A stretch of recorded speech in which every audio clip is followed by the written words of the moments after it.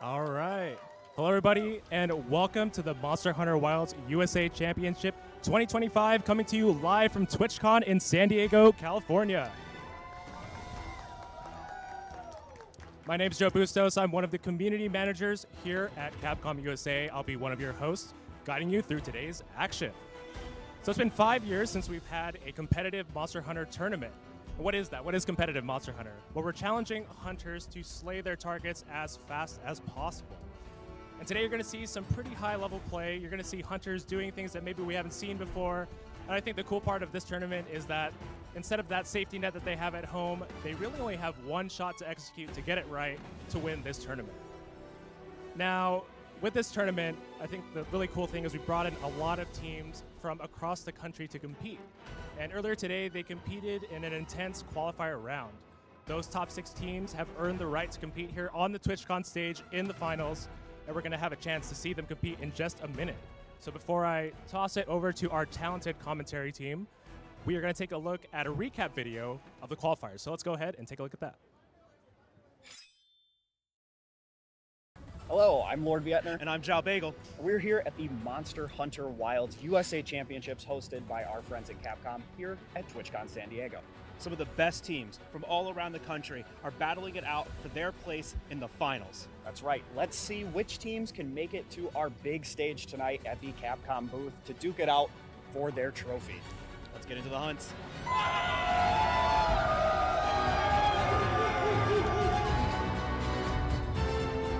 Super excited to be here. First time ever competing in a gaming tournament. We're gonna put Quimachers on the extinction list! Let's go!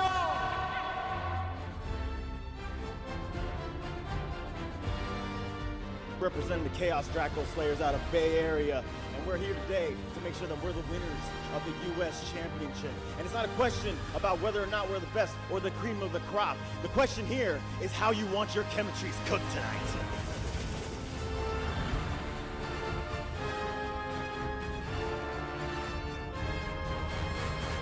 Trust my guy here, we got this. This man, mayhem and chaos. Woo!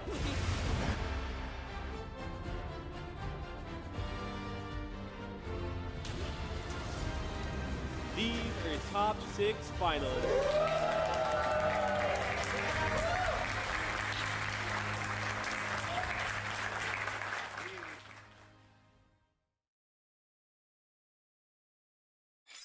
Hello, everybody. My name is Zhao Bagel, And I'm Lord Vietner.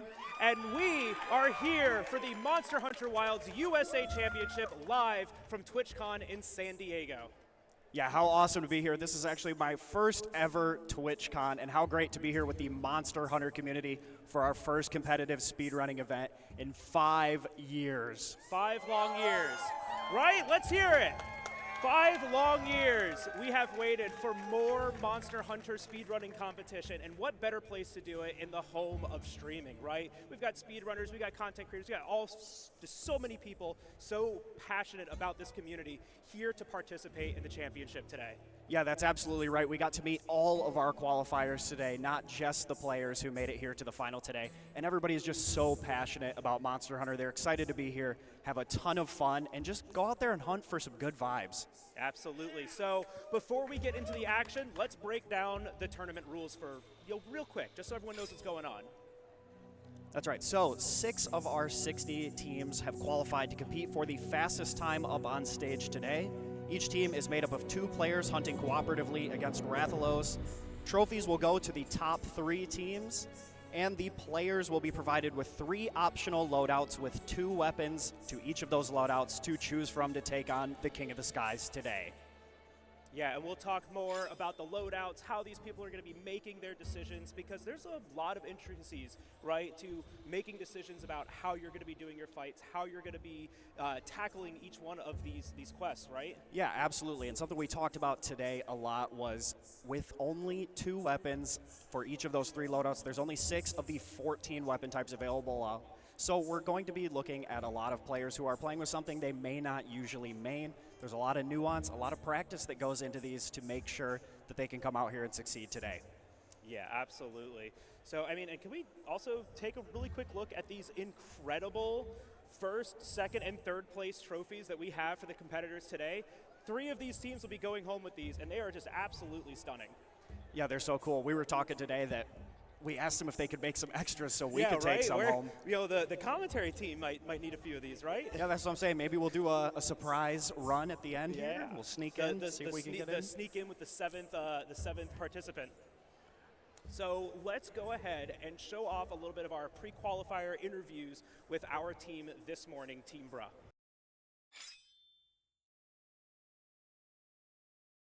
Yeah, we are Team Bra. Bro's requesting unnecessary help. I'm Izzy Isaac, and this is Tyler. Player name Jordan Frost. Yeah. Go ahead. Well, it's great to meet you both. I just want to ask really quick, how did you guys feel your attempt went today? It could have been better. Could have been a lot better. But, you know, it is. We were killing it in practice, and then you get here, the heat's there, everyone's around, it's a whole different environment. Oh yeah, it's a different kind of feeling when you're in the heat of the moment rather than, you know, on your couch, right? Yeah, exactly. So we heard you guys talk about practicing. That's something we've heard from a lot of teams, which is what we're super happy to hear. Did you guys have a definitive strategy going in, and did you feel like you were able to adhere to that, or? Yes, we practiced the same thing over and over and over again, right? We picked our weapons and we just ran with it, and it developed our strategy around that and got our route, if you want. Yeah, you know what I mean? So, yeah, that's what we did. All right, so while we are getting set up here, let's talk a little bit more about the quest that our competitors are going to be challenging today. The King of the Skies, Rathalos, in our arena setting. That's right, and so as we've talked about already, there's one specific loadout that comes with a single flash pod, and that will be monumental for bringing the King of the Skies down to the ground. In order to be able to hit him with some of these melee weapons, we do have some ranged options, as well as insect glaive, which can get up there and rival him in the air. Yeah, so let's actually talk a little bit more of the specifics. What are some of the weapon combinations that we can see today? Yeah, of course. So our first setup is either a long sword or a charge blade. And then you can either go with an insect glaive or a heavy bowgun. And then we have hunting horn and sword and shield that is combined together. And that is the one that comes with the flash pod, which we thought would be a big deal for this quest. Yeah, and I'm thinking, you know, Rathalos, he likes to fly around a lot. He likes to get away from the players. So that flash pod with that set might be invaluable to some people. But you're looking at hunting horn and SNS, right? You got to make sure that you're comfortable with that loadout. Yeah, absolutely. And hunting horn has really come into its own with the new echo bubbles that we've seen here in Wilds, as well as the echo waves. And those do a lot of damage, and we don't have to worry about sharpness very much. Yeah, and so we're about to get into the game right now, and here we go, right off to the beginning. We're seeing our hunters jump off and directly into the arena. First hunt of the day. Let's hear some noise for Team Bra. What weapons are we looking at right now? That's right. We see a hunting horn and we see an IG right now. That's right, and this is kind of what we expected. We already see a mount off from the insect glaive player while the hunting horn is setting up these buffs, and that's a really smart way to open the fight because those buffs take a while to set up from hunting horn. You don't want to be away from the hunt, just adding more time to what you have going on already. So doing that during the mount is extremely smart. Yeah, and seeing a really cool setup here, using hunting horn while the mount is going off, you're already being damage reduced. Set up those buffs. Oh, and it looks like our hunting horn player has switched to SNS. SNS is a para variant here, so they're going to look for that para on the Rathalos here just to lock him down for a bit. Yep, it looks like they're planning to chain their CC here, so they went for the mount initially to build up those hunting horn buffs, and then they're going to look to get that paralysis, and then I wouldn't be surprised to see him swap back to hunting horn to go for some more KOs after that. Quick sacred mount here to heal back up, get back into the air, start getting to these aerial attacks to try to mount the monster again. Hitting these, ooh, nice some KO hits on the head there. Maybe we can see a KO coming out from the SNS, right? It's the king of nothing, I like to say. Master and there's the para. We've got the para, and we can see he's going heavy on the perfect rush to try and get that KO there while those buffs are active. We saw him throw on the mending mantle. He's taken a bit of damage here, and it looks like our Sword Shield player has not opted to take their max potion to get up to full health, so he's going to be a little bit more at risk. Yeah, trying to chain the CCs right there, right? Those controls against the monster. You have your para, and you don't want to overlap it too There's early with the first your KO. flash comes out. There's our flash. Knock the monster down. Keep laying into it. Hit these good hit zone values near the head, near the wings, and near the legs. That's right, and now while Rathalos is flashed, he's going to have a tougher time targeting the players, which gives them a pretty safe damage window overall, but you're not always safe, as we can see that tail swipe take out our IG player there. But he goes right back onto his Sacred and looks for the mount, as his health is still looking pretty good. Yeah, the trusty Sacred right there, always ready to come grab you out of a bind, get you out of the way of a monster, and get you right back into the action. Yeah, definitely, and it looks like our Hunting Horn buffs are starting to wear off. It doesn't look like they're still persisting for the Insect Glaive player, which is one thing about switching off of Hunting Horn here in Wilds. You're able to carry a secondary weapon on your Sacred, and a lot of players were worried that the Hunting Horn was going to be a little too overpowered by just throwing on buffs and switching to something else, but as we can see, we don't have those buffs active right now. I'm really curious to see if we'll swap back to the Hunting Horn here. Yeah, it'd be interesting to see that, and I think right now would have been the time to do it, right? While the second mount is still happening, get those buffs reactivated and drop the monster again. There we see another mounted finisher and starting to lay into the monster again.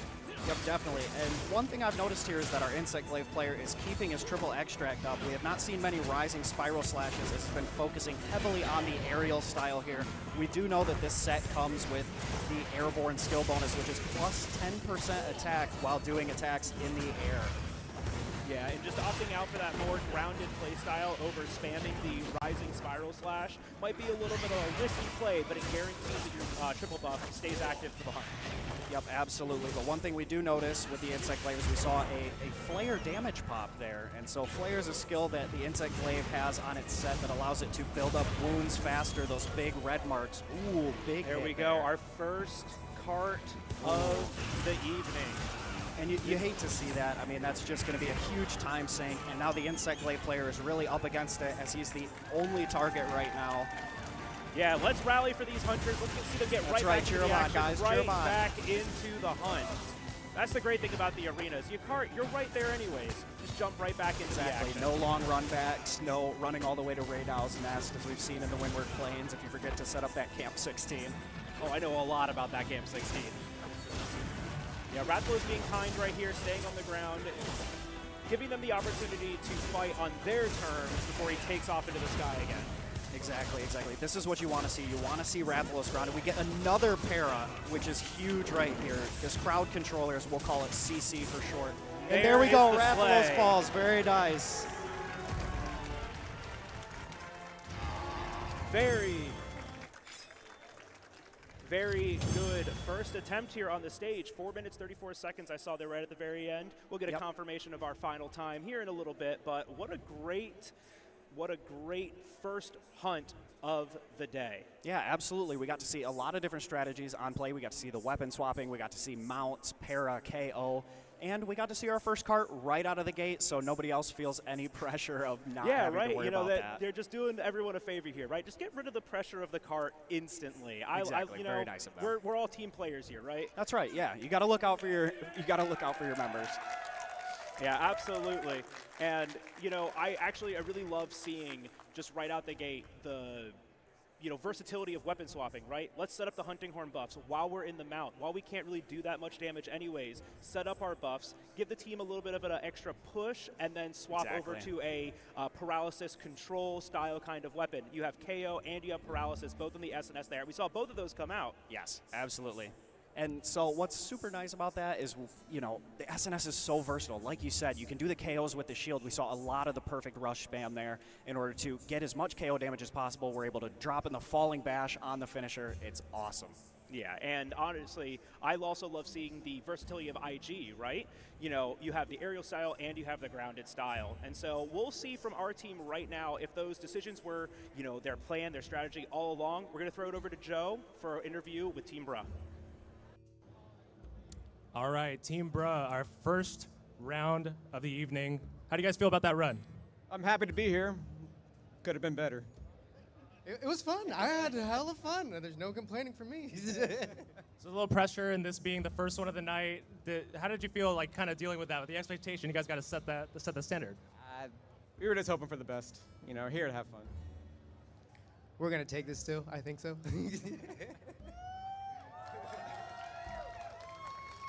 All right, so tell me a little bit about the strategy. So you started out with the Hunting Horn, you switched over to SNS. You pretty much stuck with Insect Glaive the whole time. Let's talk about that. So I used the Hunting Horn to buff at first, and then I swapped to my main, which is a Sword and Shield. Other than that, it's pretty straightforward. I was just looking for like aerial control, keep it steady, pace, not moving all crazy to try to chase it with a gun. I like insect glaive, it's fun. So we had a chance to talk just before we got out here. We were talking about how Rathalos is a tough hunt. There's a lot of things. I mean, we had Chemitrice in the qualifier, but you know, it's kind of more early game hunt. This one's a little bit more challenging. Tell me about that. It likes to move around a lot. It likes to stay up in the air, so that makes it challenging to have a consistent run with Rathalos.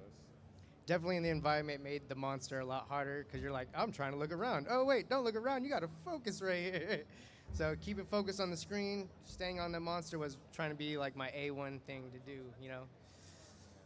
All right, before you guys go, I do have to ask you, BRUH stands for something, right? What does it stand for? Bros requesting unnecessary help. Is that something we do a lot of Monster Hunter? Yeah, around life. Cool, all right, let's give it up one more time for Team BRUH. All right, back to you, Bagel and LV. All right, everyone. So while we are getting set up for our next hunt, let's take a little bit of a look at our last hunt, right? You know, Team BRUH, they were talking about a little bit of their strategy and a little bit of, you know, what their intent was with this hunt, right? Using IG for that aerial control, using Hunting Horn for the buffs right out the gate. And, you know, we can see that right here. We're getting the mount first, right? And it's really important to remember, there is a damage debuff on everyone during the mount. Exactly. So while your teammate is mounted, anyone who is not on the monster is doing less damage. So during that time, what we typically recommend that they do is, you know, sharpen or heal or buff back up, and they use that perfectly to buff and then swap to the sword and shield, which, you know, learning Hunting Horn to get some buffs early and then switching back to a weapon you're very comfortable with in the sword and shield for that crowd control is just a super smart way to go. It's unfortunate for the cart. It's a great way to set up the hunt, right? And if we look back at the beginning of this, we can roll it back just a little bit. You know, we will see right at the beginning, right when the monster hits the ground, the SNS is in there to start out the damage, right? Yeah, hitting exactly. those perfect rushes, hitting those KO hits on the head. Here, we can see that in beautiful rewind. Yep, now we perfect. can put it back and We forward. can go straight from this right here. Great falling shield bash on the head. I love falling shield bash. Oh, it's awesome. I love It's- perfect rush. I love SNS. It's the objectively best way to finish perfect it- rush is with the it really falling is. bash. Yeah. You know, and it's a ton of KO to build up onto the head. It is a decent amount of damage, you know, depending on what your options are with each of the monsters. Especially a monster like this, you want to lock him down and keep him out of the air like he was just doing. That's right, exactly. Like we said, we've talked about a lot. Rathalos likes to get up in the air, and here in Wilds, he does a lot more of his breath attacks where he backs up and runs away from the hunter while he's in the air. So keeping him close with the paralysis, the KOs, and the mounts is just a super smart strategy. It doesn't always work out. The monster doesn't always react exactly how we'd expect, but as we can see right there, with that paralysis, it keeps them out of the sky, lets them get off even more damage. Yeah, and let's talk about the positioning there too, right? Perfect Rush, if you don't know, has both slashing and bludgeoning damage built into the kit. So while you're swinging with your sword, your shield is also dealing bludgeoning hits. You can see it there every now and then, right? The little KO sparkle on the head, as we have to call it. Just saying you're getting that bludgeoning hit on the head, you're building up to your KO status. Yeah, that super important flash, right? Exactly. We knew it would be a part of most of these teams' kits. We heavily expect to see those flashes involved in a lot of these runs because, again, he's up in the air. You're not going to be able to hit him as much. The hit zones on the legs, you don't do as much damage as if you can focus, say, the head on this monster. And so, like in the qualifiers with Chemitrice, he doesn't really fly away at all. Yeah, and that's a big difference here, right? We were hearing it from Team BRUH. This right here, when the monster, when Rathalos gets up off of the ground, starts flying around, he is more mobile, he is more aggressive, he's dealing these large, wide hitboxes, and so that's what their strategy was. Use the insect glaive to have the control in the sky. Yep, exactly. It's super important, and mount buildup. When you get that first mount, the next mount takes even longer, and that's why we saw the insect glaive going for a lot of aerial dominance there, was because that second mount takes so much longer to build up. And so once they get that, they're able to get ready for some more damage, which is just, again, very important. These quests are much quicker than if you were to maybe find a tempered Rathalos out in the wild. Yeah. And, you know, I think we'll see it here soon, right? But the unfortunate event in this hunt was that cart. What do you think is the impact, right, the biggest impact of the cart in this kind of a setting? Well, I think what it really sets you back is time for the one hunter to be away, yes, dealing no damage, but the other hunter, it really can take away from their balance. If they're expecting Rathalos to be bouncing back and forth between them and their teammate, they are now the sole focus of Rathalos' attacks, and so having to deal with that means you have less openings to deal damage yourself, not just that your teammate who carded is unable to keep up their end of the DPS meter. Yeah, and that it can be, you know, you can already tell that it's not just damage that's a factor to keep you going fast. It's also this kind of cadence of the fight and, you know, making sure that you have the openings that you need to do what you need for your strategy. Exactly. It's all part of that teamwork of being able to take on Rathalos. We have the shield with the sword and shield, of course, that allows them to block. So if Rathalos is focusing them, they're able to tank that damage, even if they're not able to deal the damage. And it's really unfortunate to see them fall like that.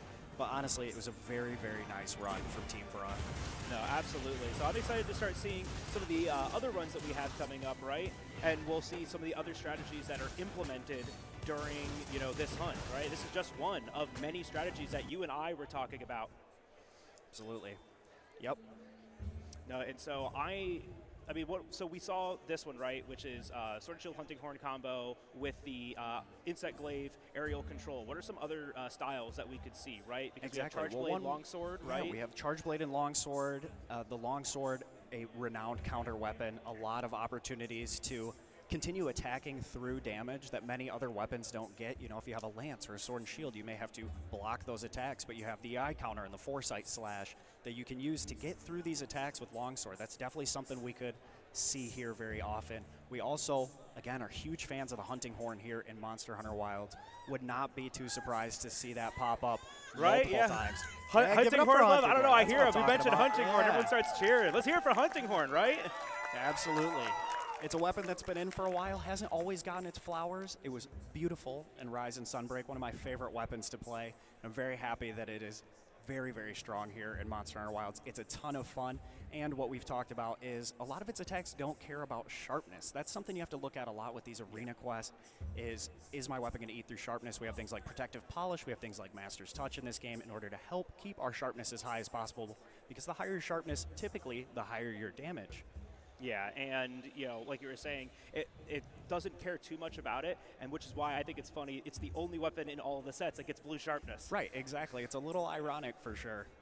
Yeah, and so the sharpness management of it, right, if you don't know, sharpness also plays a part into how much damage you deal. When your sharpness goes down, your damage goes down, and there's a huge jump between green and yellow, yes, right? Yes, it is a massive jump. I believe green down to yellow is at 25% damage reduction, and so with a lot of these weapons coming in with green sharpness, you really want to make sure that you're staying at least green. And again, like we talked about with that hunting horn, it does come with blue sharpness, which is an even higher multiplier than the green sharpness. So we're looking to see a lot of damage potential out of hunting horn in this one. Yeah, absolutely. I mean, I also just like the fact that you have a weapon that is ready to also do a KO. Exactly. Right? You just keep the KO going. It's the only KO-focused weapon in all of the sets. Exactly, You know? and like we talked about with that sword and shield, you see a lot of paralysis, and you can have some KO potential, but the hunting horn is completely built around that. Yeah, and so we've talked a lot about these, and we're going to talk more about this too, right? But we're going to send you over to our pre-qualifier interview with our next team, which is the Karting Club. I also go by Phil. My name is Johnny, or DJ Johnny, and we are the Karting Club. Yeah, shout outs to Kart Game, right? Yeah. Checked out Kart Game. Check out Kart Game. All right, so I have to ask, because I saw the leaderboard already, and I have to ask, how do you guys think your qualifier run went? I mean, I think it went pretty well, all things considered. We did have a slight mess up in the beginning, bad bomb placement, but we were able to adjust and, you know, go on the fly, and I mean, feel pretty good about it afterwards. Yeah, honestly, we ran through a couple scenarios, and throughout the practicing that we were doing for this specific arena quest, you know, we just made sure that, you know, we had contingency plans should XYZ happen, so then that way we can at least try and recover as best as we could. And I think everything considered, we did pretty good. All right, and so we are going to get to see some, I mean, these are some friends of mine, so there's no bias here, I promise. That's right. We don't determine their times. They've still got to earn it. They do it themselves. However, I've been watching these guys practice for a while, and I kind of know what their strategy is going to be here a little bit. So you're going to see something a little bit different. So let's give it up for our next contestants, right? The karting club. I'm excited to see what they got cooking. Yeah, absolutely. These are some guys that we know very well from the content creation space. We, of course, have Nightside, who's huge with the kart game series. And it's just an awesome speedrunning event, very similar to this. So it's great to see some community representation in that here today. Yeah, and so we're going to start rolling into the game right now. So we're going to be first looking at what weapons did they pick. What do we see? And we are seeing Insect Glaive and Hunting Horn right out of the gate again. I'm not sure we'll see the swap to Sword and Shield this time from the Hunting Horn player. I really feel like having that Hunting Horn available for the whole fight is going to be key to succeeding in this one. Yeah, I've always said this about Hunting Horn, right? Everyone talks about Hunting Horn as like a support weapon, as a weapon that sits on the side and gets like, you know, the buffs to the team, but it can do good damage as long as you know how to place yourself, how to deal the damage with the weapon, and you can stay aggressive with it. You can stay. Oh, what an offset. What a great incredible offset. Right out of the beginning. Very important. It drops him right into the echo bubble. So as he's queuing and playing those songs, those echo bubbles are going to be resounding and dealing more damage. So you see these blue circles on the ground. Those are not only going to buff R2 hunters, but as that Hunting Horn plays songs, you'll see damage pop up from those, and that really adds up over time. Oh yeah, and you can have multiple of them on the ground too, right? Exactly. Yeah, you can have up one to 3. Hunting Horn can make 3 of them, and so you can continue. You can overlap them. You can put them all in the same spot. And there's our KO first dunk right out of the air on Rathalos. And again, he falls right into those echo bubbles. It looks like everything is going great here for the karting club. Just to plan. We get a focus strike right there on the head, which allows... I want to point out really quick, on the left side, Insect Glaive is using a Rocksteady Mantle too. We get to ignore roars, we get to ignore large knockback, we just have to watch our health, and he is still full health here. Oh, and it looks like it wore off on him right as you were it. talking about it. Yeah, I feel like that happens instantly. a lot here in Wilds, is that Rocksteady just doesn't last as long as maybe some of us are used to during World. And so, you know, so many times you get hit and then that message pops up, hey, Rocksteady's worn off actually, and you're like, oh, really? It's always at the worst time too, right? Of course. Oh, and it looks like our flash missed there. Unfortunate. So that was their one flash that they have with this set. The only opportunity to get it out of the air. So now they'll have to find another way to do it, whether it's with a mount or just knocking the monster out of the air with a good amount of damage right underneath them. They can hit with the toes, they can hit the tail, they can try to hit the head. There we go, another dunk right there from the karting club. Very nice. Again, right as our Hunting Horn sets up another echo bubble, allowing them to go into a huge DPS window. Absolutely, yeah. Coming up on the 2-minute, 16-second time, I'm still keeping an eye out for a skull icon on the map, That's right. too. So we know when the end of the hunt is approaching. You can always kind of tell what that hunt looks like. Beautiful rising spiral slash, making connection all the way through with the wings, right? It's one of my favorite new moves here in Monster Hunter Wilds. It's one of the highest damaging moves, and it really has pushed Insect Glaive massively up the charts as far as damage goes. We see another one there to try and go for Rathalos. If he can bust his wings, that actually reduces his aerial capabilities quite a bit, making this fight actually a lot more manageable. Now, with as short as these fights are, it's not often we're going to be able to get huge part breaks, but some of these sets do come with part breaker. The Insect Glaive being one of them. The Insect Glaive, yeah. Flare and part breaker there. Yep, it's a deadly combo for sure. Not one we see very often in traditional speedruns, but again, that is the beauty of the USA Championships, is these arena quests with pre-built sets that maybe we don't get to use every day. Yeah. We're seeing some fancy play around Rathalos' head. This is what I was saying. We're seeing the about skull come up. There's our close. skull. We're seeing about 3.5 minutes. There's a wound on the leg right there. We're trying to get Hunting it. Horn goes for it. Knockdown. There he goes. Very nice. Sub 3.5 minutes. Yeah, for sub Karting 4 Club. minutes. 3:29 from our hunters up here. Now, that's a pretty decent time, that right? was a lot of fun to watch, man. I can't lie. Other than that flash, it makes you really wonder if they had hit that flash, could they have gone even lower? Yeah, even lower with that, right? And, 3 minutes, 29 seconds, and one really large, kind of egregious error, right? If we're going to call it anything like that. But for the most part, it looked like they had their strategy. It looked like they were staying aggressive on the monster. They were staying, glued to him, right? Exactly. Even if he was in the air or even if he was on the ground, they were right there at the monster's head, at the monster's feet, at the monster's tail, still dealing damage. Yeah, it was very impressive. Every time they managed to pull him down out of the air, it was right on top of where their Hunting Horn had already set up his echo bubbles. They were just flawless, almost to a point. You know, yeah, it's just unfortunate to see that little stain there on that run, but man, that was a ton of fun to watch. Yeah, that was a immaculate placing of Echo Bubbles. Because you know what? I know Absolutely. whenever I do it, the monster just runs away. Oh, every time. Yeah. So we'll go ahead and throw it over to Joe interviewing our team. All right, I'm here with the karting club after a pretty intense run. DJ Johnny, Nightside, part of our Capcom Creators Program. How you guys feeling? Good. You know, we did our best. We obviously had that little slip up with the flash bug, but we were able to turn it around and, you know, do pretty well. And we didn't cart, so, you know. You're not living up to the name, karting club? You didn't cart at all. So pretty great run from the start. You guys just constantly kept Rathalos down.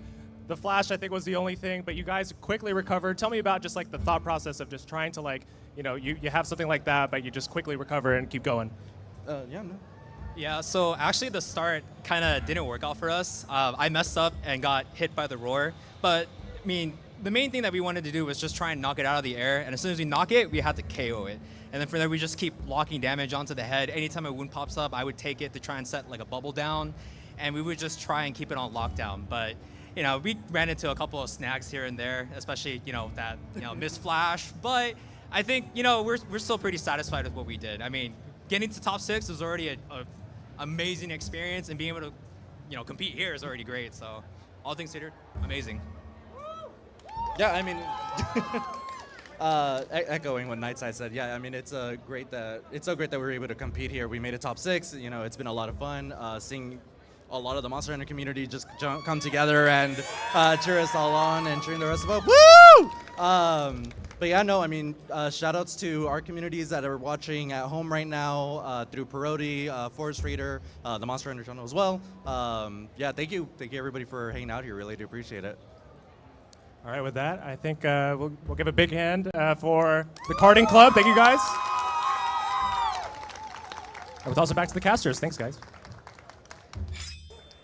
All right, so we can take a little bit of a look at what went right and what went wrong in that last hunt, right? Because, I mean, it looked like a lot went right. Yeah, a lot went right, just like you said. We just had that one little error, but honestly, they turned it around so well, they were still able to dunk Rathalos immediately right into some fresh Echo Bubbles, which mean they're going to last for a while and run up some of those damage numbers. It's just awesome to see. Really, it flowed very nicely, but like we've seen with those flashes, when Rathalos is moving around, sometimes he turns his head just a little bit, and we're not able to see him. So, I mean, like, flashes, even for me, I just feel like sometimes, you know, they just close their eyes for a second, right? Yeah, like, oh, I was absolutely. blinking, guys, sorry. And they just whiff entirely. But we can see right out the gate the difference in strategy, right? Don't go for that mount immediately, which is, you know, a decision, right? And that offset, and just using, can we talk about that? Using the hunting horn for that offset instead of trying to like set up buffs and stuff like that. You're just staying aggressive, right? Yeah, and You're it's just very dealing the difficult damage. to do that offset while he's flying because he does a lot of breath attacks, which we're not able to offset as often. So him going for that claw attack like we just saw there was what allowed Nightside to get off that offset very early on. And not for nothing, the hunting horn offset, I struggle with it. Oh yeah, 100%. I mean, there's a lot of these weapons like the greatsword where all you do is swing up, and it makes a lot of sense. But with hunting horn, you've got to cue it up ahead of time, and then you've got to know when attack's going to be coming, hold down your button, and release it at just the right moment. It takes a lot of skill to pull that off. So to see that come out pretty much immediately after the opening sequence in this fight was very impressive. Yeah, and just like every other status too, that offset knockdown is a threshold that you have to build up. Exactly. So if you want to get another one, you've got to keep doing it, and you've got to keep doing it. And it's always dangerous to do it right. You're not damage immune. You're just damage tanking. Exactly. And you're going to take everything that the monster does at that moment too. Now, but one thing we will know is that the hunting horn set has counter-strike. So if they do take some of the chip damage during those offsets that don't actually knock the monster down, sometimes that can activate that skill and give them a huge damage boost, up to 30 extra raw damage, which is far over 10% on these weapons. Yeah. And so, just talking about, there was that flash, right? He was just closing his eyes. Circled I mean, around, like, really, let's see, Was it the right time? Was it the ability? I would have done the exact same thing. I would have done the exact same thing. As soon as he goes up, hit the ground. Now, unfortunately, none of these sets came with the blindsider skill. That's a new skill here in Monster Hunter Wilds that allows monsters to be flashed in a wider radius. So even if he had turned away there, yeah, I had no idea that's how that worked. I learned something new today. It's pretty much a must-have skill if you have free level 1 slots, but with these being pre-built sets, you know, you're really at the mercy of the monster, and he just doesn't always want to cooperate. It's crazy. We want him to die quicker, and he just wants we to keep need on to fighting. slay as fast as possible, Exactly. right? But in arena-style quests, you get what you get, and this is what they took into the hunt, right? I do like the idea of the healing mantle, right? Yes. Right out of the gate. Let's just keep that on. Let's just keep our health up. Was this one of the sets that had peak performance? Yes, actually, our Hunting Horn set is one that comes with peak performance, and we had talked earlier with this horn having the offset melody, which we saw Nightside display very early on. We don't get any healing songs, so it's tough to keep your peak performance up all the time, and so running that Mending Mantle early was a huge help in, again, keeping that damage potential as high as possible. Yep, and so passively getting health back, right, and keeping your peak performance, because that's just a raw, damage increase, right? Absolutely, And that's raw is king. Yeah, right? raw is king. And we want to make sure that those stay active as possible. So let's talk a little bit about this right here, Echo Bubble. This is a new thing to Wilds, yes, right? Pretty much. And this is a new tool that the Hunting Horn has. So this one is the blue one, which I believe is evasion. Yes, I believe that is correct, and so we can see him using that, and when it pops up, and while your hunter is kind of dancing in a circle building that, you can actually queue up notes. So this is not only big for damage, but it's something you can use to help build your attack boosting songs, as you can see. Yeah, and it's a cool tool that, while you're doing the Focus Strike, you can queue up a different song in it. I actually had no idea you could do that for a while, so I was like, why don't you queue up your attack boost song in the middle of this? It's like, I could play different notes. Yeah, it was an incredible. eye opener for me. Yes, it's been one of the biggest quality of life changes to Hunting Horn is allowing it to queue up those notes, so that way you can just play songs faster. It takes a lot of brain power to do up to 3 different attacks. You have your top face button, your right face button, and both of those combined. And to combo those while the monster's attacking you and you're trying to dodge around is going to be very difficult. So having those kind of windows with the Echo Bubble and the Focus Strike, like you mentioned, to go ahead and fill in songs where your hunter's locked in place, you're not too worried overall about taking damage, and you can just go ahead and press those buttons without having to worry about anything else, has been invaluable for Hunting Horn, and is the reason why it's definitely one of the strongest weapons here in Monster Hunter Wilds today. Yeah, absolutely. And I mean, let's just talk about Insect Glaive again, right? The damage potential that's behind Insect Glaive is, I don't think there's a ceiling on it, right? You have so many hits that you can deal while you're using a Rising Spiral Slash, right? You have your triple buff, you charge up your B attack, your circle attack, you let that rip, and then you can follow it up with the Rising Spiral Slash. Exactly. And Insect Glaive actually, right before the game released, was that spinning attack right at the beginning before Rising Spiral Slash added an offset, which just gives it even more tools in its kit to help take on stronger monsters, do faster times, and like we talked about that Rising Spiral Slash, yes, it uses all of your extracts, but you can immediately hop on a wound, and if you pop that wound, you get all 3 right back, and you can go for it again and go for that super high damage. And you can just keep rotating through that over and over. And this set having Flare just built into it just means you're making that many more wounds. Exactly. That's one of my favorite parts about playing Insect Glaive is when I hit that Rising Spiral Slash and I pull open a wound during it, and I can just immediately grab that right wound out with of the a air. Focus Strike. Exactly. You're in the air. You can Focus Strike right out of the air. You're like, it's right there for me. Exactly. That was made for me. And you just take it right there. I don't know. I love Insect Glaive, even though I can't really figure out the controls myself. There's a lot of buttons you got to do at this point. But one of the nice things that they added is while you're in focus mode, which is again new with Monster Hunter Wilds, allows you to aim your attacks a little bit more fluidly during combat.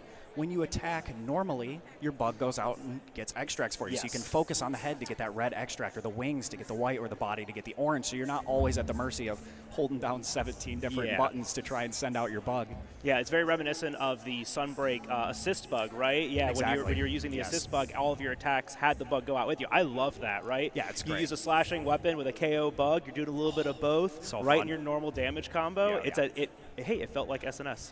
Exactly. I know. So much versatility here. And we've seen that with other weapons like the Lance gaining shield bashes finally in this game. Every time you block, you can do a little shield bash on your focus strike. I mean, there's a lot of versatility with each of the weapons that you can choose here in Monster Hunter Wilds. You really just can't go wrong. No, you really can't. And it's really cool to see how everyone's using the weapons here, right? Because we only have 6 weapons, really. Exactly. Three sets, 2 weapons each set, only That's 6 right. weapons total that they get to use. And it might not be their main. Exactly. You know, some of these people might not have, some of the players today might not have used Insect Glaive, Hunting Horn, SNS, their That's choice. Right. We heard for a today. lot of hammer mains in the qualifiers. Yep. We don't have a hammer option. Jiao Bagel, Switch Axe, Enjoyer, he loves that. Not available today. He'd have to learn something completely new. So we really got to hand it to these competitors for stepping out of their comfort zones and coming into weapons that they may not be super familiar with or they might not main all that often. Yeah. And still coming out here and putting on a show for you guys. Yeah, absolutely. You know, and that's the great thing, right? It's the learning curve of Monster Hunter. You know, there's always another thing to learn. There's always another thing to do. Exactly. You never really feel like you've mastered all of them. You might be able to master your main. I know you'd probably swamp me in a Switch Axe competition. But if it came down to Charge Blade, I might have a little bit of an edge there. Oh, yeah. But there's so much versatility. You can take different armors and different weapons and just combine it in a multitude of ways and make the same hunt completely different. Oh, completely different. It's the Monster Hunter roguelike that I always say. Monster Hunter roguelike. All right, so we are about to send it over to our next qualifier interview. That's right. We're going to be meeting up with the taste technicians. Hi, I'm iCandy. I'm Luke. My name go under is Mordred. And we're the taste technicians. Great. It's great to meet you both. Just have a really quick question for you. How do you think your attempt went today? Honestly, really, really good. Because when we came into it, I had to even learn a whole new weapon for this because originally I'm a hammer main by default, but I picked up dual blades for it, and we were practicing a few days in a row, and for the times that we were practicing, we got a lot better and actually did really well in comparison to those times. And I'm the same here. I had to learn dual blades again, and it's a lot better in this game. I like it a lot. And this is actually our best time on practice. Is PB'd here? Yes. Nice. Well, congratulations. We'd love to hear that. We learned new weapons and personal best, like in qualifiers. That's awesome. Very impressive.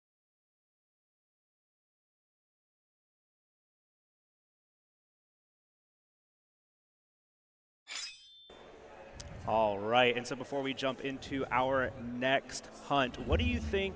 Do you think we're going to see the similar strategies that are still happening here? Yeah, I would expect to see very similar strategies. When we talked to these teams this morning in our interviews after the qualifiers, a lot of them had been practicing. A lot of them are practicing Rathalos even more than Chemitrace, and that shows a lot of confidence, of course, to be practicing for the finals before you even make it out of the qualifiers. But I think that a lot of these guys talked about looking on YouTube and going to different speedrunning discords to kind of see what the optimal strategies were and then seeing if they could copy those. And so that's something we really expect is a lot of consistency here. We're going to see those flash pods. We're going to see that hunting horn.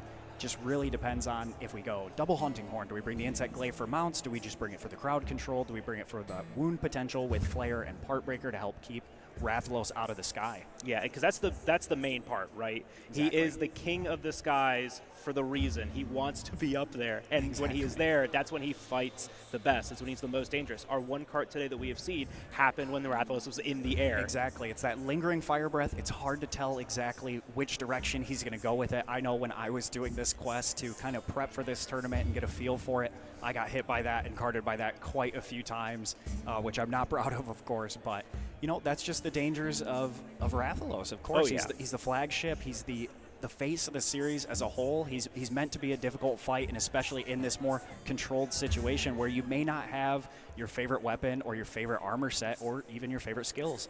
Yeah, for sure. And, you know, especially that comfort, right? You got to have that comfort going into the quest.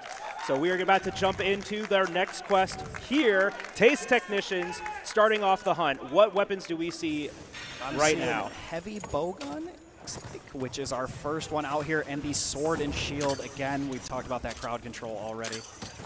Oh, grabbing some rock burst pods, some silver ammo here to use. Smart. Yep. Yeah, it could just be something that helps interrupt the monster. I'm really interested to see this heavy bowgun. We have a Rocksteady, like the Rocksteady mantle already equipped, just to get some early, hits in while your HP is still up, right? Exactly. You want to use that that tool. He went for the offset there and was unable to get it. That heavy bowgun switched to the special ammo that you need to use in order to access heavy bowgun's offset attack.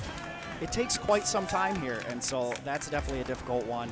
And another thing we've been noticing a lot is when we hop into these fights, the Rathalos is up in the air, and you're unable to sneak attack him, which was a big strategy used in our qualifiers. The sneak attacks have a crazy amount of damage, and when monsters are in the air, you're just not able to pull that off, and so you can't always start the fight as consistently as you would like. Yeah, poison ammo coming out from the heavy bowgun to get that poison tick damage started. Yep. Staying in front of the monster. What is that? Sticky ammo, right, for the head? It looked like it. That might have been a wound there. He's going full heavy machine gun right here, which I'm a big fan of. As the para comes out, which is That was good. a good time for that. That was in the middle of a flinch when nice. you can kind of hold the monster's head in one spot. That machine gun's a little hard to control, and when you spin it around a lot, you can't really It's re-aim it. very important with that machine gun that you hit repeatedly. As you hit repeatedly, your damage goes up, and if you miss, your damage drops back down. So getting that paralysis during that allowed him to ramp his damage up even higher, although he was not necessarily aimed at the best hit zones. As you can see, he was hitting white numbers on the wings instead of maybe those juicier orange numbers on the head. Super satisfying the perfect guards out of the heavy bowgun shield. I just love that. The noise of a perfect guard is just so satisfying. Yeah, it's been one of my favorite weapons as of late, with Regios being added and having that evade reload style play of spread heavy bowgun. And one unique thing about the perfect guards on the heavy bowgun is that after you perform one, you can dash in any direction very quickly and cover a lot of ground. So it's actually a great way to close space. As we see the flash come out here, nailed it perfectly from our SNS player. And again, we see that machine gun come out during a knockdown.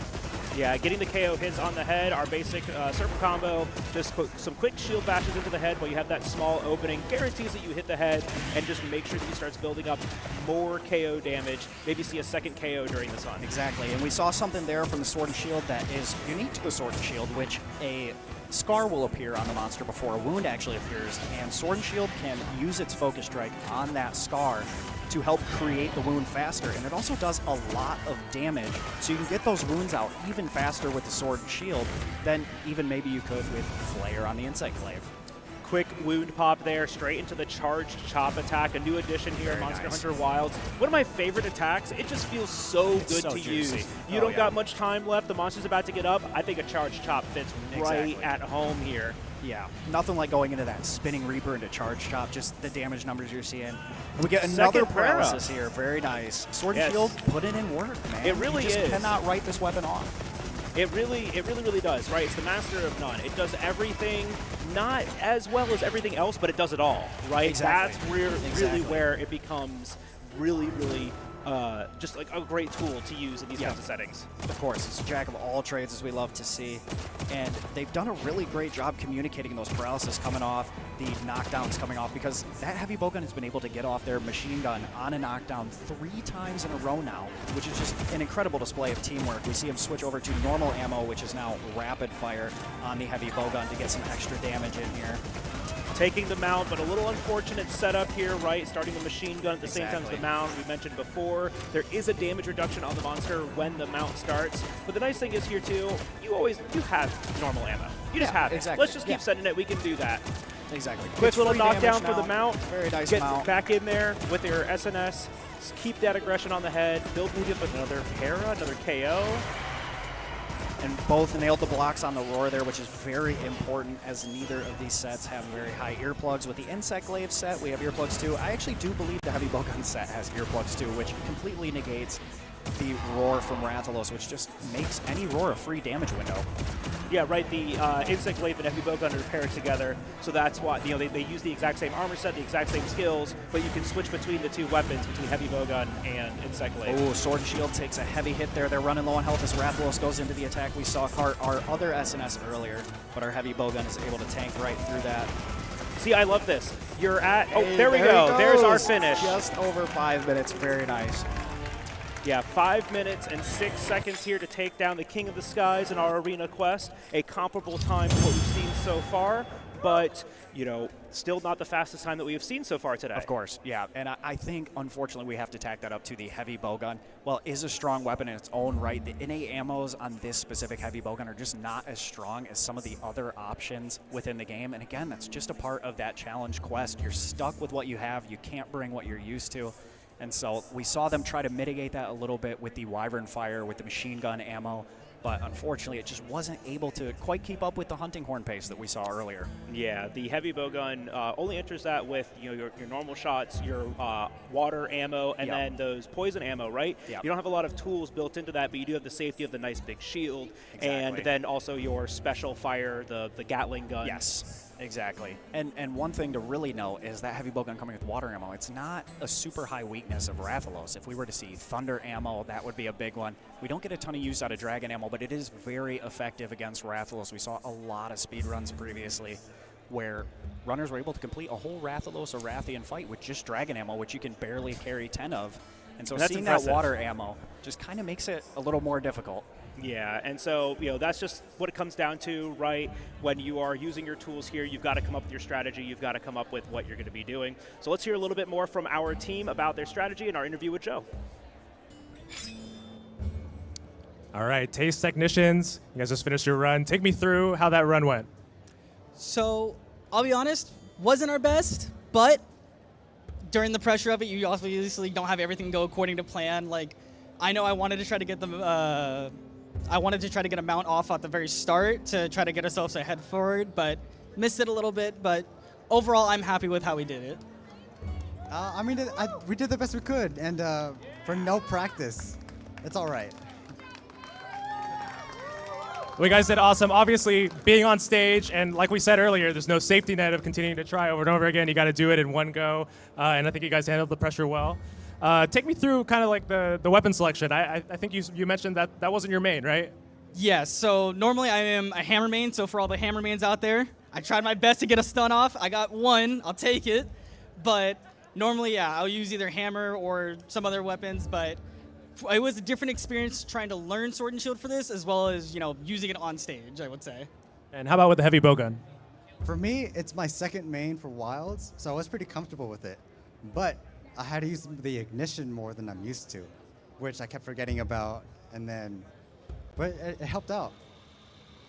All right, so I don't know if you guys do tons of speedrun stuff. Have you guys done this kind of thing in the past?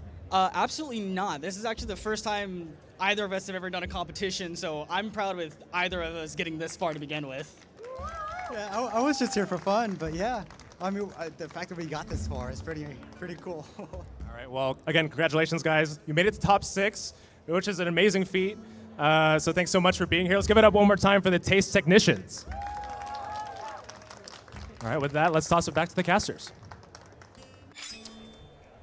All right, so, I mean, I love to hear that, right? Of course. This is our first time doing speed runs right here on the stage at TwitchCon, of all places, right? Oh yeah, we just want to do some speed running. There's a tournament happening, and like this is what I keep saying to everyone: if you see it, do it. This stuff pops up all over the place, and the biggest thing is like you might actually be the best runner there that day. Exactly, you never know, and it's something that is so fun about this one-shot tournament. You know, we don't give them a huge time to reset, try again, get their best run. They got to come out here and do it once, and so anybody's day could be today. Yeah, and I will say that, right, like the resetting aspect is the biggest part. Of course. One and done. That's how the qualifier went. That's how it's going in the finals here up on the Capcom stage. You get one chance, and then that's it. You know, it's not like the runs that you see on YouTube or you see runners, like even myself doing on Twitch. We reset all the time. We reset for good RNG, for a better opener, for everything and anything, right? You don't have that opportunity here. You've got to hit everything consistency. to go right, and here in this situation, you're at the mercy of the monster. And so that is what is so fun about this is guys that are just here for fun and decide to put themselves in a situation that they're not used to, come out here in front of all of you guys and put on a great show. Anybody can do it. So we're going to go ahead and go to the replay. We're going to go ahead and break down some of this hunting for you guys. Yeah, let's take a little bit of their look at their strategy, right? You know, because the SNS set does come with hunting horn, right? Remind me. Yes. Yeah, so we see just a pure SNS start here. No hunting horn buffs coming out, nothing like that, because it's a comfort level, right? Yep, we're jumping in directly with the SNS. And I will say that that's actually a really relevant thing when it comes to speedrunning. Sometimes, mathematically down to the little nitty-gritty, there is a mathematical best. But then there are other times where someone comes out of the woodwork and they try something else with a different weapon, and it's just their comfort weapon. Like, hey, this is my main. And they do so much better. We're like, oh my gosh, we should have been doing this way the whole time. Exactly, and that's what we've been talking about with them only having 6 weapons to select. Sometimes you're stuck without your main, but if you can find something you're comfortable with, like him saying his second main is heavy bowgun, finding something you're just comfortable with will allow you to get a better time than trying to learn something completely new when you're up here in front of all the wonderful Monster Hunter fans that have joined us today. It's a really difficult task to take, and so just finding your comfort oftentimes can lead to even more success. We talked about this a lot earlier.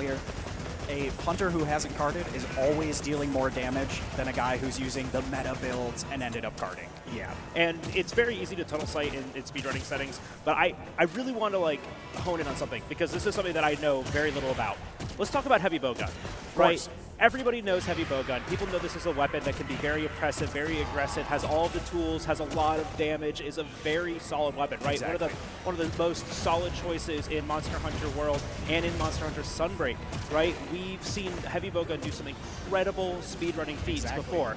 And even going back to Pierce with the Zinogre heavy bowgun back in GU, yeah. And so I want to kind of break it down, right? Because we were saying earlier, why do we think this weapon is not as good of a pick here? Why do we think this one isn't the choice? Well, exactly. Like we talked about with the hunting horn, it can ignore a lot of the sharpness mechanics and just deal good, solid damage with its echo waves. The sword and shield brings paralysis and KOs, and the poison damage here in Wilds is not quite as strong as it's been in other games. We've had monsters with huge health pools like Sabajiva back in Iceborne, and this Rathalos just doesn't have a high enough health pool for that poison ammo to really matter as much. And especially with the water ammo being the ammo that we have here, it really struggles to output a high elemental damage against this guy, like we might see from the Thunder Longsword, where Rathalos has a pretty decent Thunder weakness. Water's just not as strong. The normal ammo was not a high enough level to be making a huge difference, and that's something we have seen new here in Wilds as well, is the innate ammo is having different levels. Instead of having to craft level 3 ammo, your bowgun just comes at level 1, 2, or 3.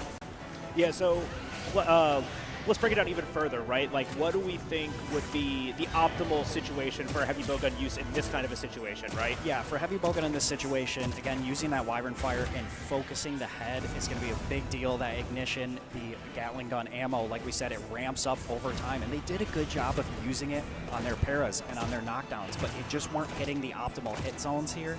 We're spending a lot of time utilizing this poison ammo, which doesn't do a lot of damage when it hits the monster, but it does a little bit of tick damage, and so we can see, because he went for that poison ammo, the slow reload, he's out of position here. He's got to sheath his weapon, run back in, and then go for the ignition ammo rather than just maybe pushing up with the normal ammos or the water ammo to stay super close to Rathalos, so he could start this damage a lot sooner in the hunt.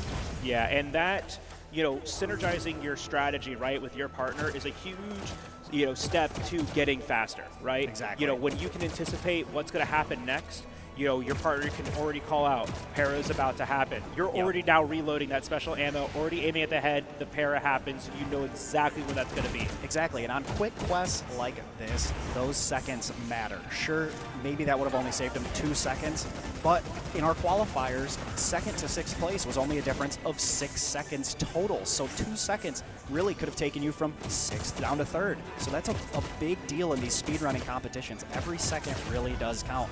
And that's not something we're used to seeing. Of course, we just got out of Title Update 3. We're fighting Omega. It's 20, 30 minutes. So what's 2 seconds? But when you get into the nitty-gritty of shorter quests like this, those seconds really add up quick. Yeah, they really, really do. And, we saw them use a lot of their tools here, right? Yes. SNS does a very good job at getting mounts. Being able to utilize ledges to leap off of from either direction, I think, is one of the coolest things about the weapons. You can do your advancing slash into a ledge to go up. You can do your advancing slash off of a ledge to go down. And those are both aerial attacks. And we saw them using those tools here to try to lock down this Rathalos to get it out of the air. As much as I like to say IG is the king of the sky, I don't know, man. SNS is coming up real close behind that with the same kind of tools at their disposal. Yep, and just like we've talked about, SNS is extremely versatile. We can see it used in a ton of different situations for the slashing damage, like you talked about for the mounting. It has so many toolkits. We can do KO with the shield. There's really never a bad situation to bring a sword and shield. I've never seen a sword and shield user in my hunt and been like, what?